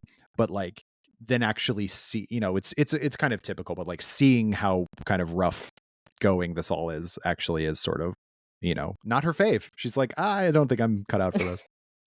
When I like in-universe stuff where it's like, surely people at the FBI are talking about these weirdos. Like one of them was abducted and now is dead and is alive, and they have this weird sexual tension, and now she's pregnant, but nobody knows who the dead. And you just, no doubt people would be talking about them and all the stuff they get up to. So I just love that there is like there's a fandom that is represented, or at least a fascination that's represented by Lila. And I also like that the character of Lila Harrison was named after a real life X-Files superfan who passed away of cancer in 2001 after this episode aired. Really nice tribute. Yeah, very much so. Lila Harrison would come back in the revival, which, whatever, we'll talk about. But yeah, fun episode. So we're getting, I think, is this the last episode? Essence? Yeah. No, last two. Essence and Existence are the last two-parters. We got Billy Miles again. Again, every time there's a syndicate or a mythology story, it's all just everyone's back. Let's continue this thing. Mulder, Skinner, and Doggett come up against the horrible consequences of the Syndicate's pact with the aliens as Billy Miles, now reprogrammed as a super soldier, attempts to erase all evidence of the tests, including Scully's soon-to-be-born baby. Upon hearing the information from Alex Krycek, the men reluctantly call upon him as well as Monica Reyes to help them. It's like the Avengers team getting together. And I feel like it's an okay kind of mythology story. There's just a lot of stuff. It's basically like Scully's pregnancy is reaching its end. And she literally gives birth in the next episode and everything. She gives birth in the next episode. There's more Jesus metaphor to come. Much Don't more. worry. Yeah. In case you're worried, it's still going to be there. References. Yeah. And this episode has, oh my gosh, what's her face is in this? Frances Fisher, who plays this creepy lady who like befriends Margaret Scully and then ends up getting invited to the baby shower and all this stuff. And we don't know what her deal is. She's very good in this, and she has just such a like creepy energy. And I always love in a TV show where somebody has like a party and they have other friends. Like, who are these women who are at Scully's baby shower? Who are they? And when does she speak to them? Like, she has friends in season 1, but then she like never sees them again. So But I always feel like it's Margaret's like friends or friends of Margaret's friends who are just like, or you children of Margaret's friends. Yeah. Like, this is so-and-so you went to high school with. And, yeah. Oh, sure, I'll show up. Hi, Dana. Good to see you again. And she's just like, what? All right. Hi. But the way that they get Scully out to go give birth at the end of this episode is pretty great, because like everybody's involved in it.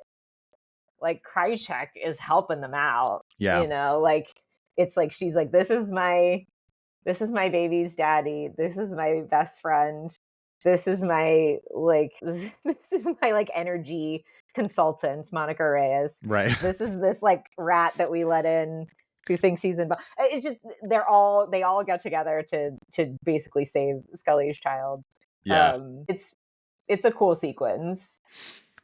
Yeah, and it feels really like, again, like if they'd have decided that this was the last episode, it could have been. Like it's all sorts of like, it does feel like a culmination yet again of something, which I guess is what finales ought to be, even if it does go on from there. But second episode, Existence, is where Monica delivers baby William. Playing literally the picture on Wikipedia is so funny because literally everyone is watching. It's so funny. They're all standing there. So funny. On the wrong side of the cloth, if you know what I mean. So funny. But a really good a fun episode. Enjoy it. You forget how long Billy Mouth sticks around. But he really does stick around. Yeah, he's in episode 1 and then not again until season 7, and then he's in a bunch of episodes. Also, we have Noel Rohr. We also have the Lone Gunman, Kirsch, of course. And then Dale Dickey as a game warden. Good for her to be in. We love Dale Dickey. We sure do. The Lone Gunmen are the 3 wise men. Yeah. Oh yeah, no, this really steers They literally into... come bearing gifts. The baby was played by Joey Scheiben, and I remember at a Comic-Con that they did maybe for the 20th anniversary. I think it was at SDCC, because I wasn't there personally, but they brought him out and they were like, here's William. Not the kid who played him in the revival, because that hadn't happened yet. Oh, sure, yeah. Yeah. Susan Sarandon's son? I don't remember that boy's name, but that's who it is. You could have told me his name was anything and I would have been like, oh, okay. But realistically, like as far as this being a finale, I think that what they could have done is just like, and what they probably should have done is, this is the Mulder and Scully finale. Let them go live a life and then just keep going with Reyes and Doggett from this point. The fact that somebody decided, I don't think it was Jillian being like, I still want to be on the show, but kind of. Like I just don't think that was the case. But I think it was like Fox or somebody being like, one of them's got to be on this at least. Right. And so that she's basically X-Files emeritus in the 9th season. Mm-hmm. Yeah, she's like a consultant. Yeah. He just drops in to tell them stuff. Which is fine, but it's just, I hate everything that happens with the baby from now on. Yeah. Literally everything. Okay, so here we go to season 9, which is imperfect, I think, to say the least. Before we go like through the episodes, are there episodes in this season that you think are legitimately good, as good, or if not better than something that came before? That's a great question. Okay, let me look at the list all at once, because I gotta do that. And take the finale out of it, because that does like at least, provide quite a bit of closure and everything like that. It does, but it's so stupid. It is very stupid. Like they like a military. You're like, this isn't a thing. Yeah. Hold on. Where's my list? So yeah, freaking Brad Fulmer. God, I always forget about Brad. him. So that's Carrie Elwes, and again, yes. I like Carrie Elwes, but like that character sucks. He's such a ugh. He sucks, but I really like how Monica like plays him. Yeah, I mean, sure. and just like plays in his face. I love that about her. She had a fling with him, and now she's like, "You suck." Nothing important happened today. Terrible. What else do I actually think is good? 4D. 4D is great. 4D is that really good. It's another Stephen Maeda episode, and it's a guy who there's the killer who goes between parallel universes. Yeah. And so he shoots Doggett with Reyes's gun, and then she thinks like he's in the hospital, but he's like trying to communicate to her, and it's just like a parallel universe clashing thing, and it's a really good episode for the two of them. They're really lovely in it. It's the beginning of the episode. Oh yeah, she's like moving into her new apartment. He like brings her like a chili. Yeah. Like, marry him immediately. Yeah, but there's some really good stuff where they're kind of communicating like across worlds, and like she has to believe him and he has to believe her in order for all of this to come out. And it just feels like a really good classic X-File episode. Like this could have happened to Mulder and Scully, but it's even more meaningful because it happens to these two characters that we're still getting to know. Yeah. And it's just, yeah, there aren't any holes in it. It's an interesting idea.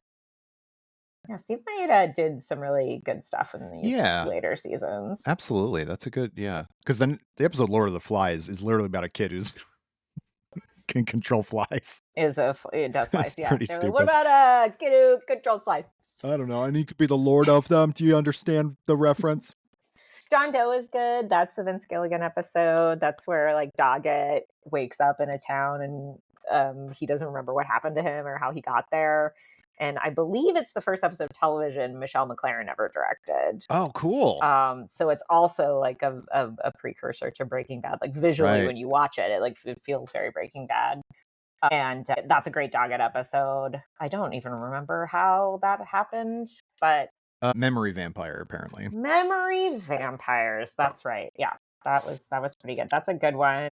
Yeah. Oh, yeah. It does. Yeah, because it took place in Mexico, so it all had that kind of like what we now know as the like yellowish, the yellowy, which I think is Steven Soderbergh's fault, right? From Traffic. Like Probably. Once I think. Well, I mean, let's just blame him for it. Why not? What else? I don't know. Providence and Providence are the two like middle of the season like myth arc episodes, and I'm trying to remember. Real honest to God, anything to do with the super soldier stuff just it is where Scully gives up William, which can right. First complaint about William another complaint I have to make. Why on earth? Both of their fathers were named William. Scully's father was like a nice family man who served his country and was a good dad and a good husband who she like adored. And Mulder's dad was a shithead. Yeah. And she says, I named him William after your father. What? Did everyone forget that it was his father or her father's name, or was, you know what I mean? I don't know, but I don't know why they do that. I guess that was just to be like, this is your baby. It's like, we all know why his name is William. I have no idea. And then just watching this all go down, it's an enemy thing where I'm like, Scully would never do that. She would just never give her baby away. It would never happen. You cannot make me believe that. No, I don't. Yeah. And then, but because William isn't a character, and Scully having William isn't part of her character. It's literally he is a plot device, and would continue to be so, like well into the updated stuff. And it's just it's a bummer because like I don't know, it just you don't need stuff like that. And you don't need it because also it's a baby, and the baby could just be at home and not in the episode. Right. You know, like you don't have to write the child in. I know that they're all nervous about like what he is and all that stuff, but yeah, her having to give him away, it just felt like kind of a lack of imagination. Like Chris Carter couldn't really see like how to write the show with her having a child, and I was like, well, you gave him to her, so I don't know. And that really just like it speaks to post the first movie being like, I don't know, like, why have the entirety of season 8 be about her having this baby, and then finish the season with her having like giving birth to the child that everyone came together, even Krychek came together to help, and then just like, what is that, episode 9, just like, all right, bye. Like, what are you talking about? And then she's like totally normal about it in future episodes where they just don't have any of the fallout because of something. Also, she weirdly says, I don't know why they did this, but it drove me crazy in my last rewatch. Very often, even speaking to Mulder, she would say, my baby, even after like the baby was born. And you're like, what? That, like a mother saying that to, like being like, my baby, instead of like our son, like who Right. exists and is like right here. Right. Or just like William or whatever. Like she says my baby a lot, and it's very strange. It sounds very weird coming out of her mouth. Like these people have never had parents before. Yeah. And at this point, she had at least one, if not two children, like Gillian Anderson did. Right. So It's very like, strange. it's like, is that how you say? Like, yeah. I guess I had not thought about that, but you're absolutely right. It really bothered me this time around. It's just it sounds so unnatural. I also really got mad watching. I've run out of episodes I really like from this season, so I know. I'm talking about the ones that annoyed me. The one where a man shows up who's like horribly disfigured, and they think it might be Mulder. But then it's actually Spender. Yes, and like he's many inches shorter, Yeah. I believe, than David Duchovny is. And they act like throughout the episode, like the audience doesn't know who this really is, and you know the whole time. Yeah. It's like very, very obvious. And it's kind of it gets to a point where it sort of insults your intelligence to be like, I'm sorry, Scully would be confused about this. She would think that this is the person she spent most of the last decade of her life with. There's no way. Yeah. There's no way. No, that is very stupid. And then it's like, haha, just kidding. It's actually Spender. But it's like, yeah, we know. Yeah, no shit. No shit. So there's the episode Improbable, which was the one with Burt Reynolds. Oh, that one's fun. I enjoy that one. I think that one's very silly. Yeah. He's perhaps God or some sort of like, I don't know, mythological being or whatever. Yeah, like a trickster god. Oh, he legitimately is supposed to be God. Okay, cool. I like, well, and this is always so funny to me that the last episode of the proper X-Files run was a Brady Bunch themed episode written by Vince Gilligan, starring Michael Emerson. Right. Who should have been nominated for an Emmy for this. He's so delightful. And he's just a guy who's obsessed with the Brady Bunch. Yeah. And it's another classic, homage to classic television. Kind of a fun X-File, a little lighthearted going into this last two-parter. Yeah. I kind of feel like this it kind of felt like the last little like gasp of, okay, hey, this is a fun one, because I think the ratings were definitely not there anymore at this point. Like if you look at the end of season 8 had 14 million, the beginning of season 9 only had 10, and then it just continues to go down from there. I think which are just crazy numbers to anybody now. People like anybody would kill for that now. But it's true. It was but at the time down. So the episode Underneath, it looks like, was the lowest rated episode since, the very early days, which I don't even remember, but that still had over 7 million people. So it was incredibly impressive by the most metrics. But then it also had the Jump the Shark episode, which was the very it was the episode that killed off the lone gunman. That episode makes me so mad. Which was the wrap up to the show The Lone Gunman, which they deserved so much better. I know. Their show was pretty funny. Like, I don't remember thinking it was the best thing ever, but I thought it could have lasted longer. But I think at a certain point, everyone was sort of like, okay, I think we're done with the X-Files now. Like, let's just let's get rid of this stuff. And so they just were all done. And it did have Morris Fletcher in it, of course. But yeah, Sunshine Days is fun. It's good. It's enjoyable. But I feel like it has a great quote, which is relevant, where Doggett says, why are people still watching a 30-year-old TV show? Yeah. Yeah. This one, this is earlier, but another Stephen Maeda episode, Audrey Pauly, Audrey Pauly also good, yeah. Which is really good, yeah. Where Monica's trapped in a kind of floating hospital void. Yeah, it feels very like St. Elsewhere-y. Yeah. That's where, again, it's like you see that dynamic with how this could work with just the two of them, and it's like frustrating that do you think that they could have made it if they tried? They could have made it if they tried. Just the two of them. Yeah. No, I really, really think they could have. But I get your reference. But also I do think that Thank you, true. No, I got it. Yeah. No, yeah, I definitely got it. But I agree. Just I'm not happy I got anything.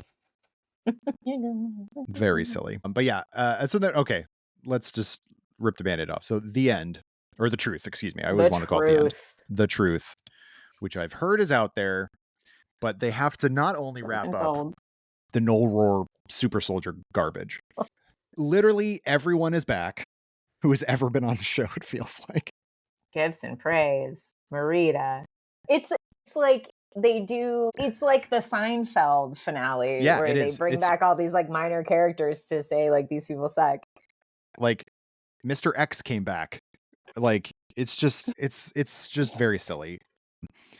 There's a lot of it that I think like but it ends up so Mulder's like on trial and he has to like explain the X-Files at a military tribunal and all this Yeah. stuff and like what the syndicate has been doing and all this stuff. And meanwhile, the smoking man is out almost dead at this point, but still hanging on. He does get blown up real good, which I did appreciate, and then he comes back anyway. It doesn't matter. So I It's like stuff like that where it's like, okay, yes, this all happened, but then it just kind of amounts to somebody telling you the plot. You know what I mean? exactly. It just Yeah. recaps the season for you. Yeah.